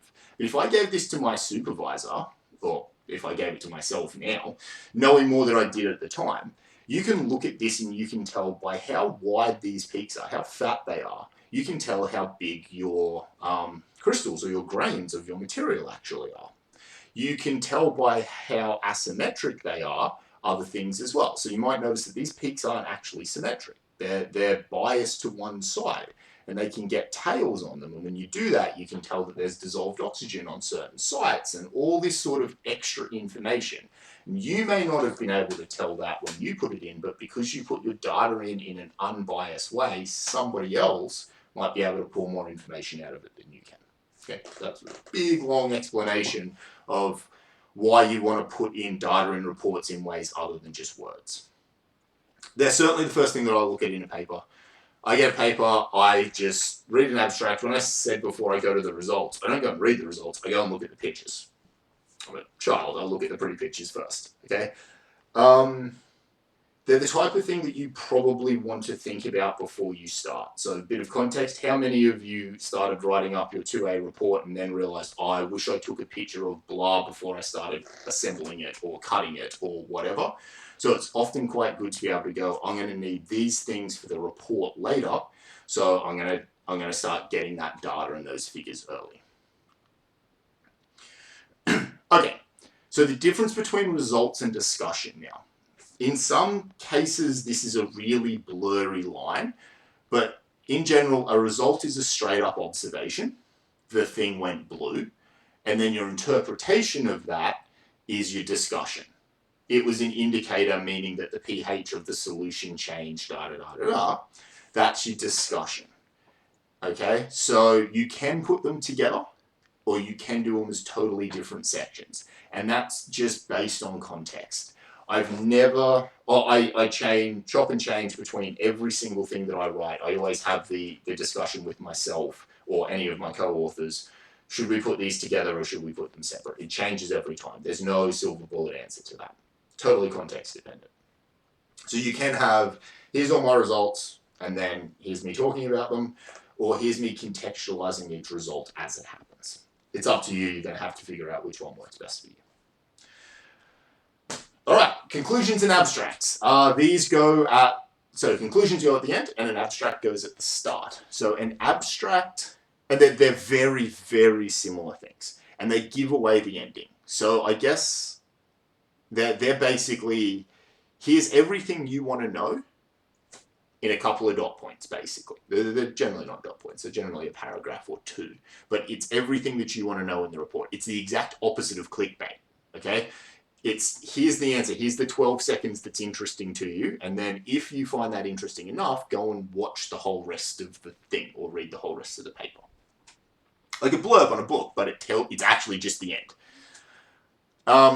I would read 10 abstracts for every paper that I write, okay? And anyone who doesn't tell me the answer within the abstract, I'm not going to bother reading their paper. So you really want to have all the important stuff in your abstract and in your conclusion. So abstract is basically a quick summary that goes at the start. It establishes the question and then it answers it. And the conclusions go right at the end, and they're the summary and the answering to the question. This is a place where you want to be very definitive. You're not looking for readability here, you're looking for maximum transfer of facts. So very definitive language. They're also, in more industry-based reports, generally executive summaries are what gets used, and the better way to think about this is an executive, so assume, say, my boss, who's managing my course, who's managing 700 people, but also he's managing all sorts of other things, wanted to read through some reports and see how you're doing, should be able to pick it up, read this executive summary and go, oh yeah, cool, I get what they did well, these people had a hard time, whatever. So that's a really good way to think about the tone that you should take and what type of content you should put in. Yeah, you answer the question. That should be obvious. You write it last, generally. Almost always. You write your abstract and your conclusions last. So don't try and write them first, put the whole thing together and then go, okay, with this, how would I summarize it in one paragraph? Put that in dead last, okay? It is the shortest part of your report, but it is the most important. You will spend a lot of time trying to very neatly get that 1 or 2 paragraphs out. This is another thing that students do really badly when they first start out writing. They don't have a nice, strong summary and conclusion at the end, and they just sort of peter out as they get to the end, and just kind of, you're like turning the page, looking for another page, but there's nothing there. It's just over. You really want to leave your reader with a very strong impression that it is over. It's done. So you see this with presentations a lot. People will finish and they'll just be like, oh yeah, and they're the things that I did. Does anyone have any questions? What you really want is a really nice, clear, we're done, get out. You can steal that one. Cool. All right, so that's all of those sections in a report. We'll move on to referencing now. So super important in a report as well. The number one thing I can tell you about referencing is get some help with it, okay? Don't go and memorize a style absolutely perfectly. There are so many packages out there, like Cite This For Me, or Word has inbuilt referencing, and so does EndNote and Mendeley, and heaps of things that you can get to make your life easy. Make your life easy, okay? If you don't know how to use these packages, the Uni's library page will teach you how to use things like EndNote and stuff like that. It's not that hard, but no, I shouldn't say that actually. The first time I installed EndNote, I had no idea what was going on. It can be a bit tricky, but there's heaps of support out there to learn how to use them properly. So learn how to use them properly. Yeah. Don't memorize a style. EndNote has over 7,000 different referencing styles. There's no point to trying to memorize them. You will never succeed. Officially, this university teaches in 9 different styles, and none of them are considered a universal standard once you get out of this place, except APA, which is the American Psychological Association. If you're a psychologist in America, then it's a standard, but other than that, none of them. Again, only knowing one of them then is not useful to you. It's the equivalent of only knowing how to turn left. Yes, you might be good at NASCAR driving, but you're totally useless anywhere outside of that context. And you won't get to within your engineering degree. In ENGG1500, you'll have to use IEEE. In ENGG3500, it used to be a civil engineering referencing standard. It'll be different again by the time you get there. That's going to change again. It actually got, I think last year, a custom ENGG3500 referencing style made specifically for it.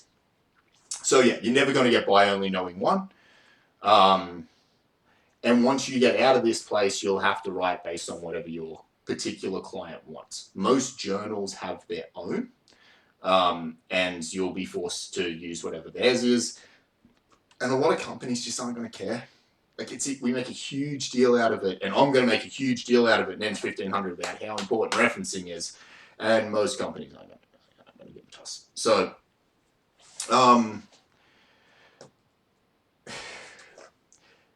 unfortunately, though, when you do get to somebody who does care about referencing, if you don't get it bang on, just expect it to be thrown back in your face, okay? And I won't mark anything that's referenced in the wrong style, and a lot of other people at this university just won't. They go, no, wrong referencing style, in the bin. Not a -2 marks, in the bin, you get 0. So make sure you're on top of this type of stuff. Some other things to note is that some styles, particularly APA, I definitely know this, and a few others, don't just contribute to the way in which you format your references at the end. They actually dictate the entire way your document is laid out. So APA dictates how you use footers and footnotes, and it dictates figure captions and the way that they're formatted and the size of the text that goes in them and all sorts of stuff. It bans dot points. You cannot use APA in dot points in an APA document. Now, officially, when I tell you to use APA, which I did in this assessment 4, I'm just talking about the referencing style at the end. Okay, so get EndNote or get Word, transfer it to be APA, hit yes, and that's all I want you to do. I don't care about all of the other rules of it. But that's me, okay? For everybody else, you really got to be careful about that. Generally, you shouldn't be quoting, okay? Almost never is a quote the type of thing that you should be putting in a technical report. And if you are going to quote, you'd quote in the same way that I quote in these lectures. It's a one-off thing to make a point, not to communicate a huge amount of information, okay? All right, A little bit more conceptually, referencing in general, if you're doing it well, the whole point is to allow somebody who wants to track your sources of information down. You're trying to make their life easy for them. So you've made a statement, somebody is surprised by that statement, they maybe don't understand it or they don't agree with it. You've got a reference there to allow them to go and learn more about that particular thing. That's kind of the point. The big one at university, though, is you don't ever, not just university in general, you don't ever want to give the impression that you're claiming credit for work that somebody else did. This is a thing that we do not take kindly to, okay? It's really important that you get your referencing right so that you can very clearly establish who deserves credit for what discoveries and stuff like that, all right? Really important to an academic. So that's one of the major reasons we want you to reference. All right, so here's this passage of text again.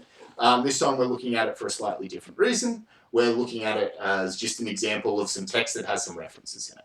So we can have a look at my first sentence here. I say these things are well studied, and what I'm highlighting here is 2 references in a row. That's fine. I've got 2 different sources which told me the same thing, and I put both of them in.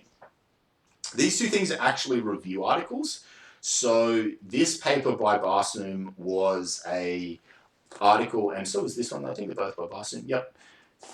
He did them 4 years apart, and they were basically recapping the science that had been done up until that point. He got all of that. He bundled it up together in this one big article that covered everything. It's a great thing to have, because you read one article then instead of reading 20 or 30. And that's why I referenced that one, because I figured it would be the most useful thing for you as a new player coming into this, to get that and go and read it if you did believe that they needed more than a little introduction. The other thing to highlight, same reference, right? So I took 2 pieces of information from this reference, so I cited it twice. Again, perfectly fine thing for you to do. And then a bunch of other references. You'll see somewhere here there's multiple references in a sentence. There we go. The self-propagating high temperature synthesis, SHS, 5, and pressureless reactive sintering, 6, and 7. So 3 references in the one sentence. Again, perfectly fine thing for you to do. Also self-reference, great, get those citations up. 7 references in 116 words is the other thing to highlight here. So when you're writing really, really dense content, you might have loads and loads of references. It's something I actually get criticized for, is not referencing enough, and I probably don't reference as much as most of my colleagues. But that's where you're going to get to when you've got this really concise, really technical stuff. It's probably not where you're at the moment now, though. What you're probably doing is writing entire paragraphs that all come from the summary of one reference. And that's fine. In that case, I wouldn't be putting a 1 at the end of every sentence. I'd just get all the way to the end of the paragraph and put a 1 in there. If you're going to have like an entire couple of pages, it might even be worth throwing in a sentence that says, this section that I'm about to write, this section heavily relied on the great work done by Barsoom in the 1996 review article. Cool. And kind of just give that credit out to that other author if you're really heavily relying on their work. And then at the end, we get a reference list. So it's not a bibliography. A bibliography is a list of things that you read. A reference list is a thing that you have cited. So a citations list would probably be a more appropriate thing. It can be references or reference list, both are acceptable titles. If you've done this in the smart way and you basically just went in and you used a package to do all of this referencing, you can then just get to the end and go right click or whatever, references, insert reference list, and it will automatically dump one in for you and format it and da-da-da-da-da. Okay, so you don't do any of this stuff manually anymore. That's so not how it works. Set your program up correctly, let it do it automatically. The great thing about it doing it automatically is if something then changes and you decided that, no, the first thing I want to do is reference myself right up here for some stupid reason, you would do that, you would just hit update and it would reorganize this list for you. So that's super useful, okay? So spend the effort to get yourself set up in the first place and it will make your life much, much easier.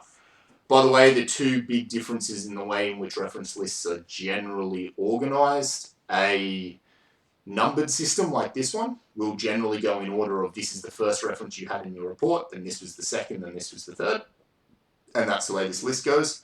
A name date system like APA will generally go in alphabetical order in the reference list, not in order that they appeared in the document.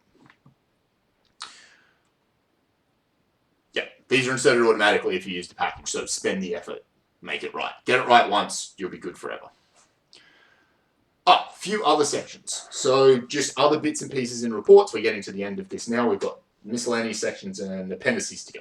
So table of contents, list of figures, list of tables. These are all things, and there's others, list of symbols and glossaries and stuff like that that you may or may not put in. Sometimes they're required, sometimes they're not. In short things like journal articles, you generally don't have any of them. In long things like reports, you'll have all of them. In long things like reports, they all get their own page. Okay, super important. Another really important thing is if you've put your figures, your headings, and your tables in correctly as those entities in Word, so you caption them and you use the correct styles and stuff, there's a one button press. Give me a table of contents, give me a list of figures, give me a list of tables. And again, they'll automatically update for you. So definitely set them up correctly. Let Word do all the hard work for you. I guess the counter argument to that is in something really short that's only going to have 3 or 4 figures in it and maybe 20 references. Maybe it's not actually worth fighting the system there because these things do sometimes make mistakes and get a bit wrong if you set them up wrong. A thing that I'm actually a big fan of doing is when I get towards the end and it's nearly done, I get all of these things that Word automatically puts in. I copy them and I paste them as plain text so they'll no longer update, and then I delete their originals. And then I manually make any changes from that stage onward, just because it stops Word exploding 20 minutes before something's due and wrecking everything on you. So I find that a really useful trick. So these other things though, table of contents, list of figures, list of tables, glossary, something like that, would all go before your introduction. And because your report hasn't really started, all of these things are given a page number, but it's always Roman numerals. And then the first page of your report is Arabic numerals. By the way, these are Arabic numerals. And they start again at page 1. Okay? Where your abstract goes is a little bit ambiguous. Some people will put it in the early sections and some people make it page 1. Unless you've specifically been told otherwise, I don't care what you do in 1500. Okay? Cool. All right, appendix. Last one because it's the last thing that goes on your report. So an appendix, or you may have several appendices, are for information that's useful to your report but doesn't need to be in the body for your report to make sense. So essentially, I should be able to rip your appendices off and throw them in the bin and read your report start to finish and not feel as though I'm missing anything. So where appendices are great is when you had 50 examples of something and you want to show 3 of them that are really important, but you realize that a whole bunch of people might specifically be reading your report because they cared about some of the other ones, then maybe you could chuck them in an appendix. If you have a look at my actual thesis, the one I ended up submitting, I have a paper, journal article that I published that's in the appendix. And it's because it was a side project that I did with physics that it didn't fit into the narrative. And you could read everything else that I had in there and it all made sense and it all linked together. And then there was this other thing and it was just a side hustle. So I put it in the appendix because somebody could have put that in the bin, still read the report, still would have made sense for them. If I'd actually put it in the report somewhere, it really would have served more as a distraction than anything else. So appendices are great because you can put a lot of stuff in there and you don't have to stress too much about it. Sometimes they end up longer than the actual report. They shouldn't for pretty much anything you do. Definitely nothing you do in 1500 should they be anywhere near that long. But in some cases, people will ask you for lots and lots of things to put in appendices, and that's fine. Never put code in an appendix unless you're adamant that somebody has asked you to do it. Printing code is a waste of everybody's time.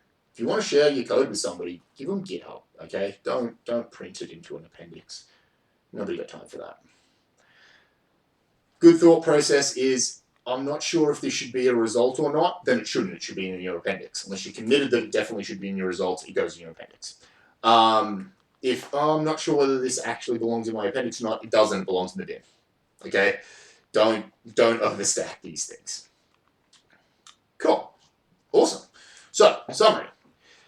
There is a standard engineering report format, although only knowing that isn't super useful to you. You will need to know and be able to decide which sections you want to use to communicate your information, and you'll need to know which ones your client needs you to use as well. The abstract is by far the most important part that you're going to write. And so you write it last. It goes first, but you write it last. And it's the area you put the most effort. You need to make sure you have a conclusion. People forget it so often. Cool. We're getting through this. All right. We're going to do bigger discussions now. Figures, tables, and a bunch of formatting rules. So these are just things that are super important to being good at this. We're going to talk about them individually. So figures. This is a figure from standard paper that we're talking about all the time. And our main rule is a picture says 1,000 words, right? So what is in here would take me probably thousands of words to describe, yet it takes up somewhere between 100 and 300 words of space in general. Once you put it into a report, that's about what a figure ends up taking it. So it's a really efficient way of communicating information. And in fact, in order to remove corruption, in a lot of cases, it is by far the best way to do it, because your words are almost always going to be ambiguous, and a figure makes it way easier.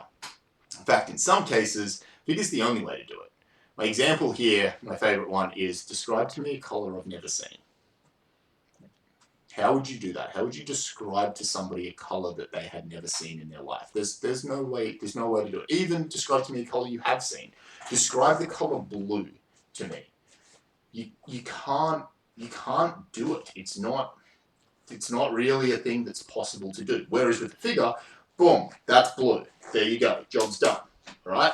So sometimes it's the most efficient way to do it, and sometimes it's literally the only way to do it. So really important to what you're doing.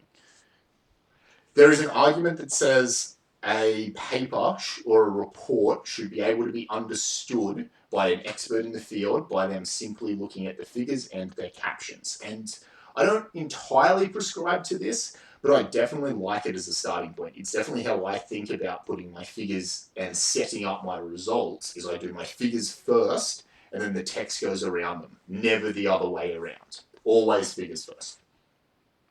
You want them to add as much value to your work as possible. And if you think figures first, they always will. If you write text first and then you just chuck figures at it, they're not necessarily as useful.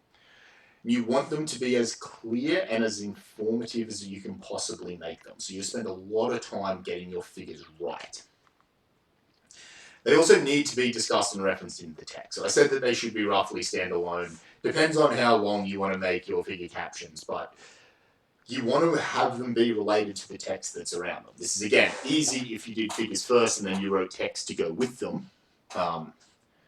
Because otherwise there's no point putting them in. They need to always have a figure number, figure 4, a caption, backscatter electron images of A and B, blah, blah, blah.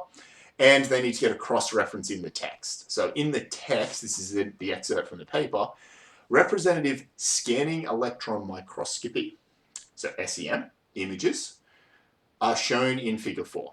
Crystal sizes in the chromium gallium carbide system, figure 4A, range from approximately 10 nanometers to 5 micrometers, and were more equiax than often seen in max phases. What I'm getting at here is these crystal systems, these different materials that I'm making, normally have real plate-like grains like these. They're very two-dimensional. They look like little plates. This system had real blobby grains, which was quite unexpected. It's kind of the only one I've ever seen out of like 100 different systems that has blobby grains. But anyway, there is written text to contextualize this figure and highlight why different parts of it are important. Okay, you've got to do that. The other thing that we get to see here is how I've made a single figure out of combining several other ones. So this is something I did in PowerPoint, but there's a whole bunch of different ways to do it, although I think PowerPoint's the easiest. And I came through and I got my it was 3 different images. There was a part C to this, but I cut it off for the slide. I put them together in PowerPoint. I put my labels on them and everything. And then I saved that whole slide as a single image. It's a really useful way to do it. This one's oriented vertically because it was going into a journal article that publishes in a 2-column format, meaning you want things to be stacked the same width as a column vertically. In a normal report, I would have put these horizontally so that they could just stack across the page, because that would have used the least amount of space up, right? So the way in which you organize them is dependent on where it's going to actually be published eventually. We've discussed this again, but I'll say it now. Figures are always to be centered in the middle of your page or column, and they are never to have text wrapped around them. Never. Really good question is, can these be printed in black and white? So all of your figures, it's best if you make them in such a way that they can be printed in black and white. By the way, all SEMs ever are always black and white.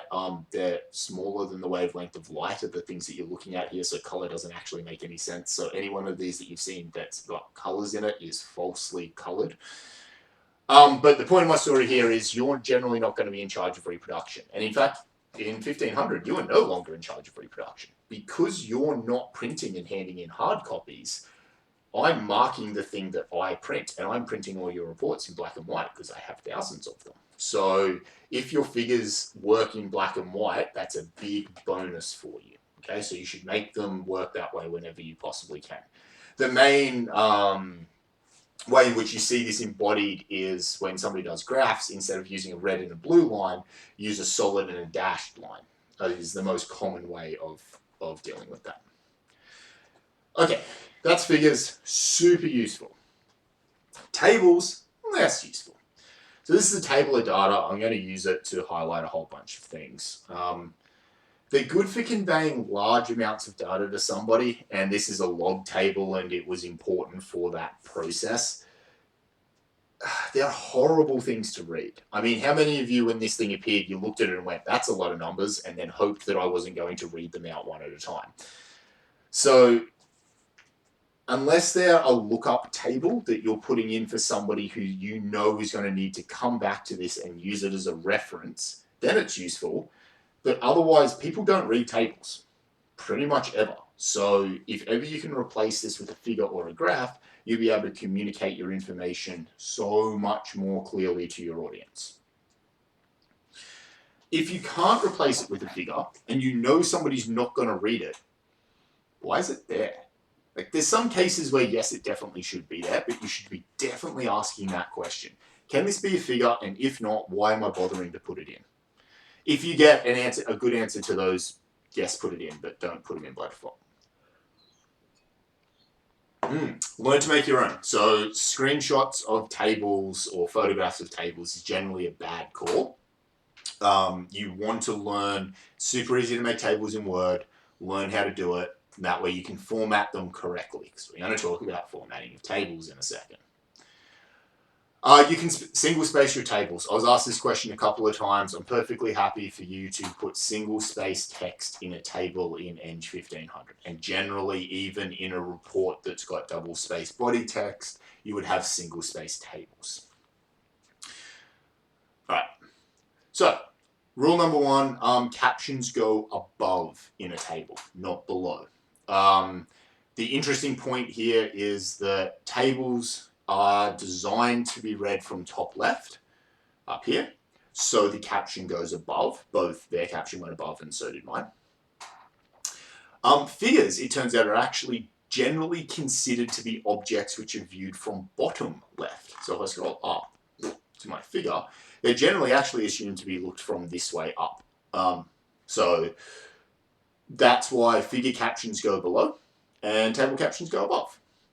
I'll show you how to swap that over in Word, because by default in Word it's wrong. So, but you can change it. It's super easy.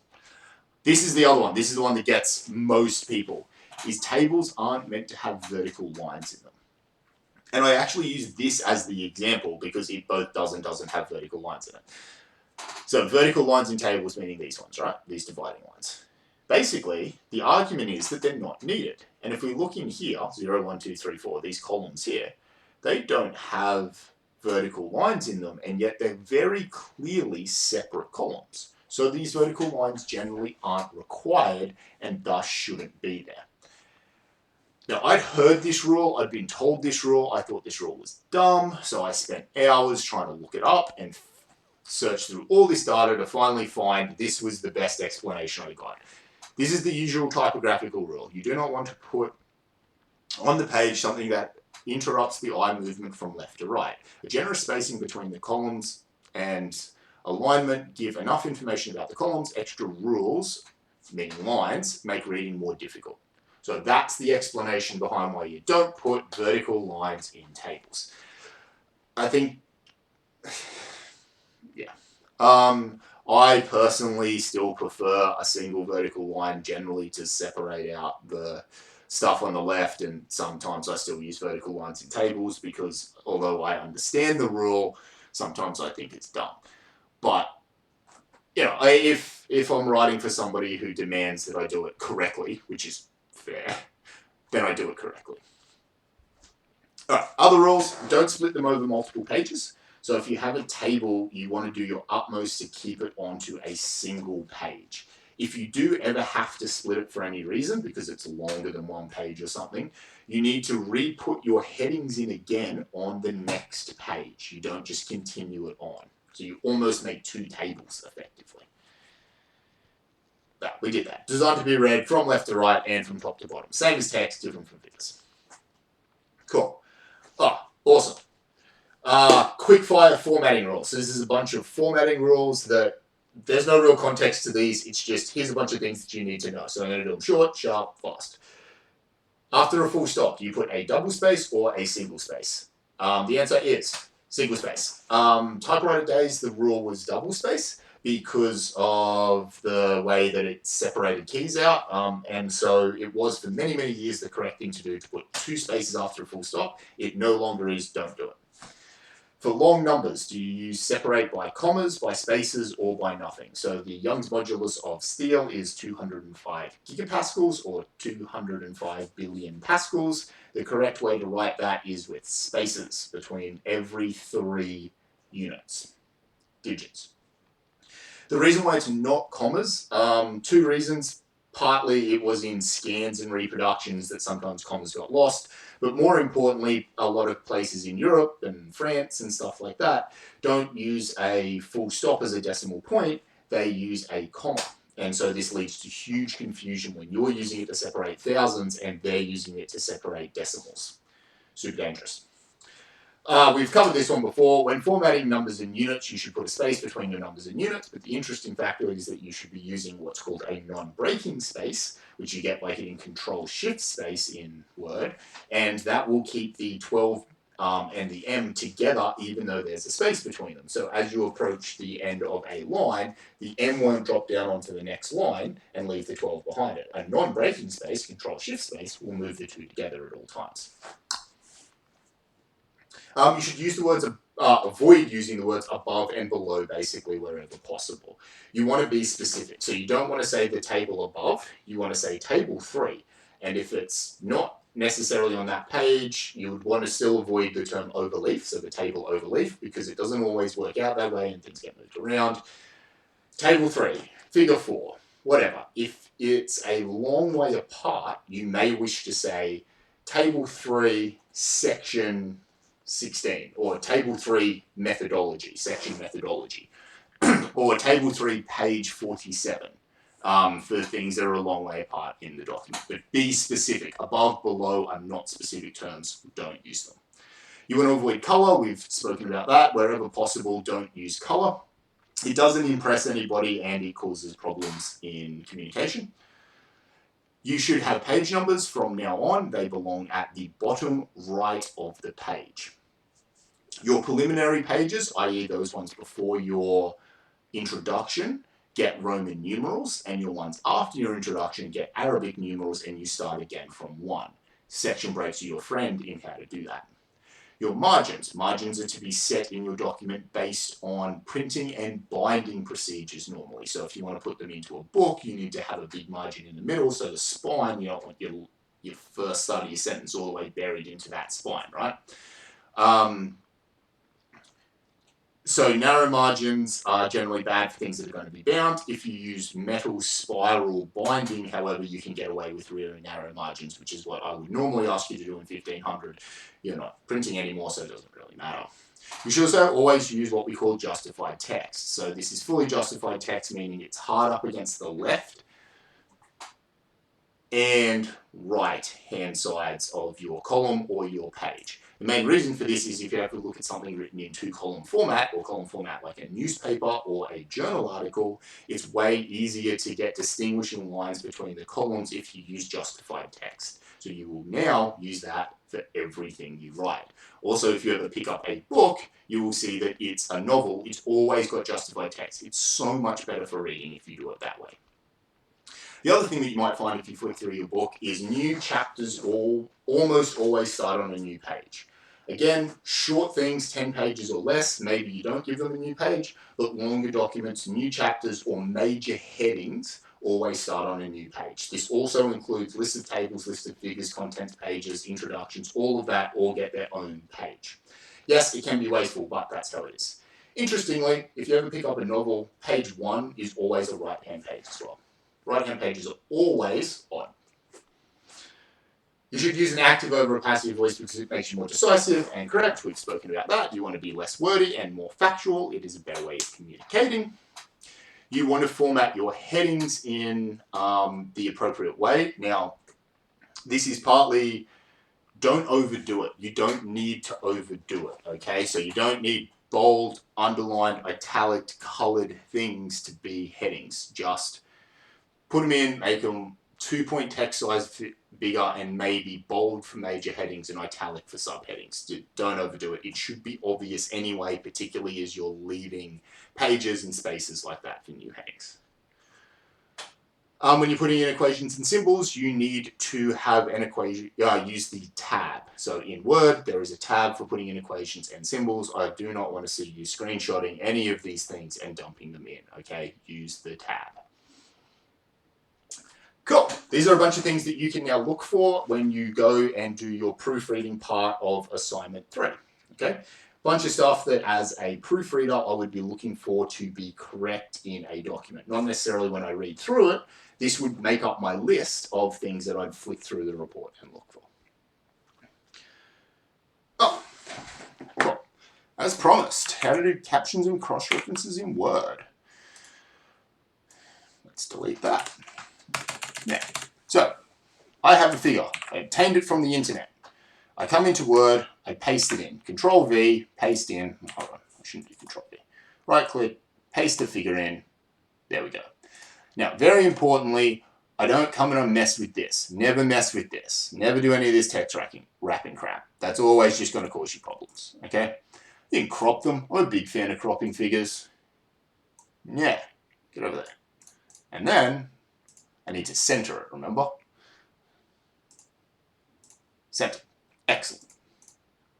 Okay, so I have a figure, it's in, it's not text wrapped, and it's centered. So far, so good. Right click, insert caption. Figure 4. This thing is called a ternary phase diagram. Space. Okay, then. In the titanium silicon carbon system. Cool, great. Awesome, I get that. I can continue editing this if I want.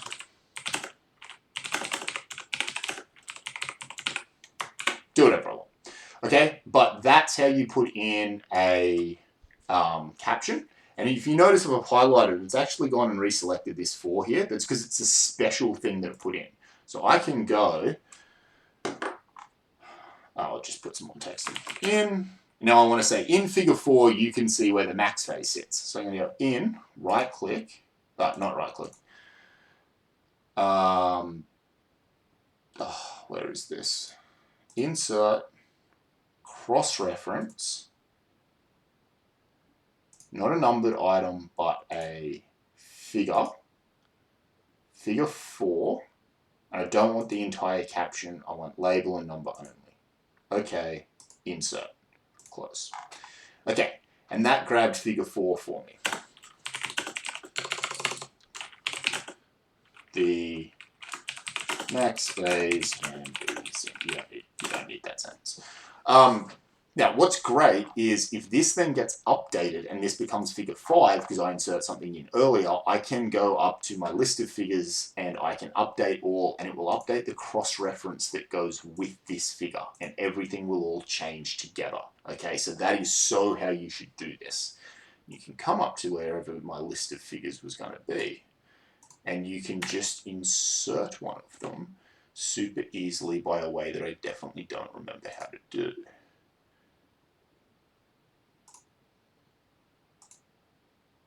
Table of contents,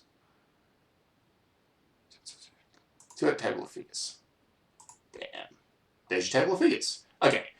And you can obviously do the same with a table of contents and a table of list of tables and whatnot. But it inserts them all, it updates them, it grabs page numbers, all of that type of stuff. All right, so that's how you do it. It makes your life like 1,000 times easier. Now, can I find a table? Oh, there's a table.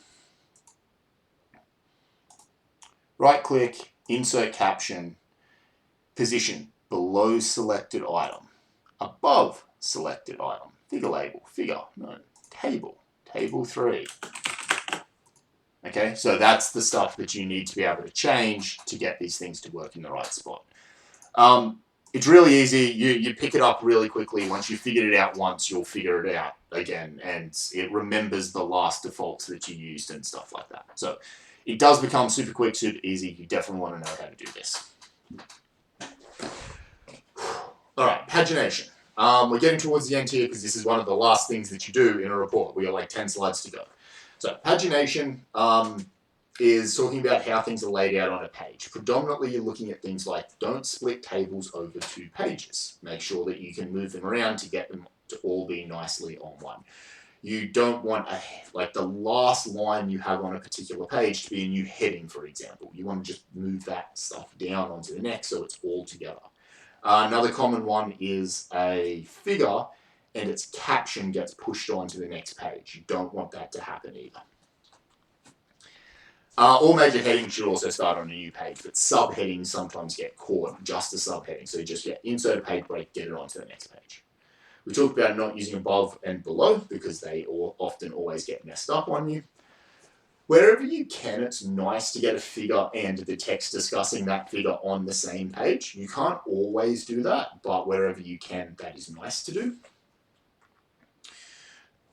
You never want your figures to go into your margins. Nothing goes into your margins, okay? It can be a really good idea to have a default figure width. So something that I definitely don't have in this report is a default figure width, but I do it in all reports I write now. Whenever I put something in, I pick a number first before I start, and I make all my figures be exactly that same width. It's just convenient. It just makes everything look so much nicer, and keep them out of your margins. We've spoken about never text wrapping around figures. And checking the length of your submission. Okay, right at the end, the last thing you do, make sure that it hasn't been pushed onto a new page. Make sure when you export it as a PDF, it doesn't get pushed onto a new page. The way in which Apple Word does, I think it's footers, it changes the size of them sometimes and it pushes stuff onto an extra page. You don't want that stuff happening to you. This is a pagination check. It's a very last bit of proofing that you do to make sure everything lines up okay. Do it dead last, do it front to back because all your flow-on effects. All right, this type of stuff, we're talking about making your document compliant now. So this is kind of more related to, some of this is formatting rules like I was just talking about, but a lot of this is sort of bringing back some of those ideas from proofing and making sure, however you've been asked to write a document, it fits the applicable standard. Things like page lengths are just a really big reason for this. So job applications, tenders, which are big job applications for companies effectively, grants that you might write to the government, they will all have a very strict compliance. One of them being number of pages. Other ones will be, text size and font size and stuff like that you'll have to get exactly right. And the reasoning here, well, the thing to be careful of here, if it's a compliance thing, it's not a mark that you lose. You don't get a -1 for not being compliant. You get a 0. It's a yes or a no. It's compliant or it's not. And this is a massive one on job applications. You get 4 pages to answer the questions. If you go 1 word over 4 pages, they throw your job application in the bin. You can't follow simple instructions. And when you've got 800 applications for one job, you're using anything you can to cull people, right? So a lot of these things are yes or no's. You get 0 if you get one of them wrong. You formatted your file name incorrectly. 0. Straight up. Now, one of the ones that I've heard at this university, and I don't employ this one, I would have gotten massacred by this. Once they find your 3rd spelling mistake, they draw a line under it and you're done. Apparently they'll hand it back to you and say, I'm not reading beyond this point.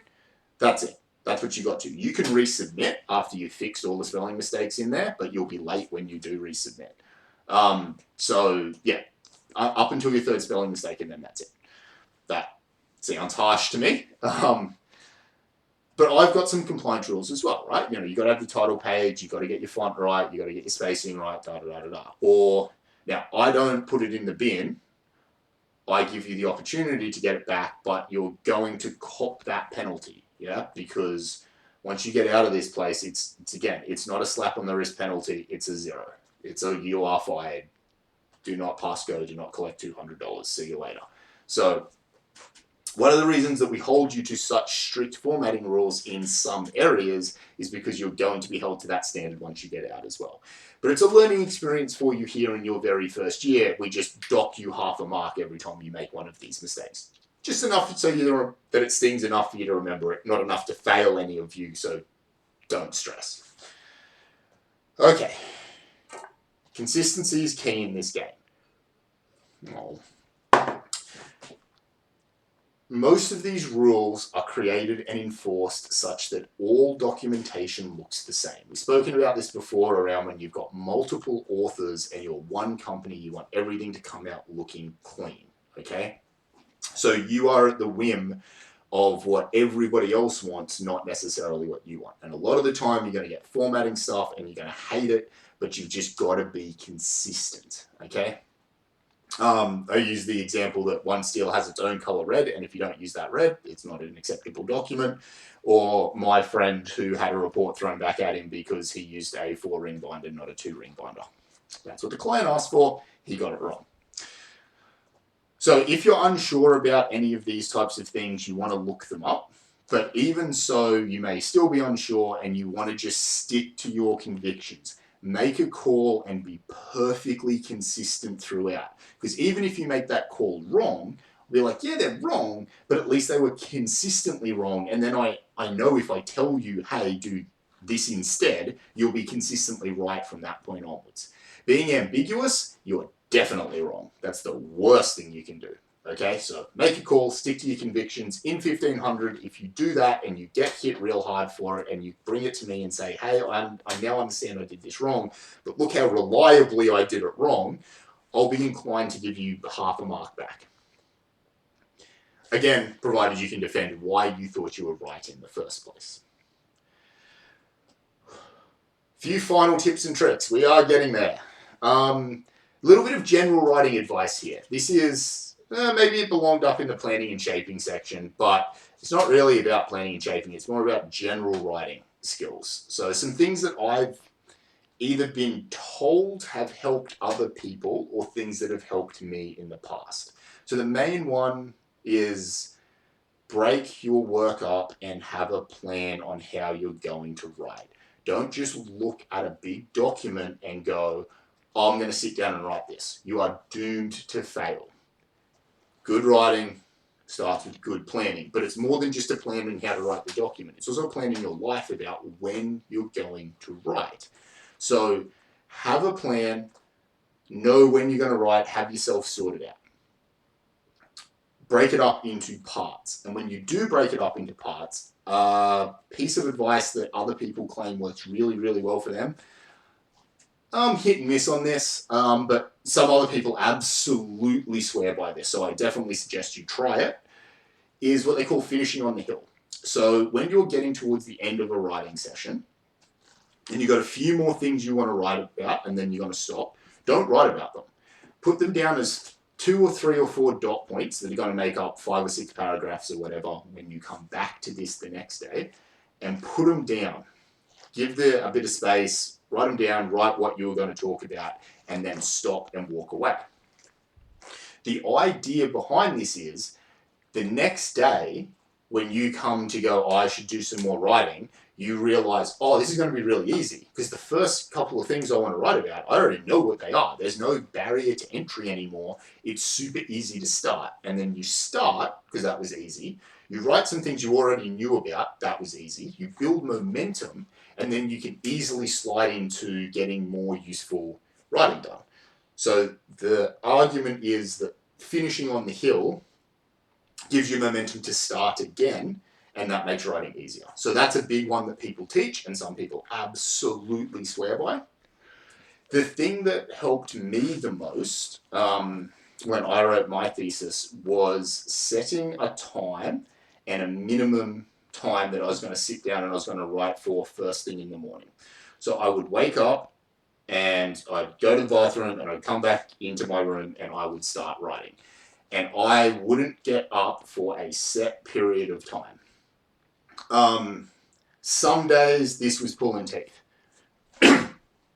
Some days it was just beating my head up against the wall, getting nowhere, but I committed myself that I was going to do this every day. And some days it was great. It worked really, really well. And there was no, I just had a good day and I just smashed it out. When I started, I had no idea whether I was about to have a good day or a bad day. I had no inkling about that. But I started every day anyway, and I eventually got there as a result of doing it like that. So I think the things that were important to me there was that I set an amount of time, and it was an hour for me when I was writing my thesis. It might not be that long for you. It might be half an hour. It might even just be 5 minutes. But it's an amount of time that I said, regardless of how crap this is, I'm going to brute force my way through half an hour. Like anyone can do that, right? No matter how uncomfortable it is, you can get through half an hour. Get through half an hour. Tough it out. And then sometimes you'll just come good and you'll smash it out. And what I would end up doing some days is spending 10 hours writing. The hardest thing was always the first 15 minutes for me. So I committed spending a minimum of 1 hour writing. And you should do the same. Figure out what your crappy first bit is and then commit to doing at least twice that much. For a lot of people, it is literally 5 minutes. Commit to doing that. Something else that I definitely believe in is making sure that you have a good environment. I spend a lot of money on a nice chair, a nice keyboard, a nice mouse, and a nice monitor for my room because now I'm happy when I'm in it, and that helps me to write. Okay, I do not think I wasted a single cent of that few $1,000s that I spent on my peripherals. I reckon it's great to help me write, to help me be happy. So I put effort into making a good environment so that I'm better at writing. And this I think is a huge one. I actually learnt this from some people who I got in to give guest lectures in 1500. I get a few every year. I try and get some psychologists in, and I'm going to share a bunch of stuff from them with you at some stage. And they talked about a procrastination cycle. So this is the thing that people get into where they have something they don't want to do. They generally then look at it and go, no, I can't start that because Dylan hasn't told me what referencing style to use yet, so I can't start my document.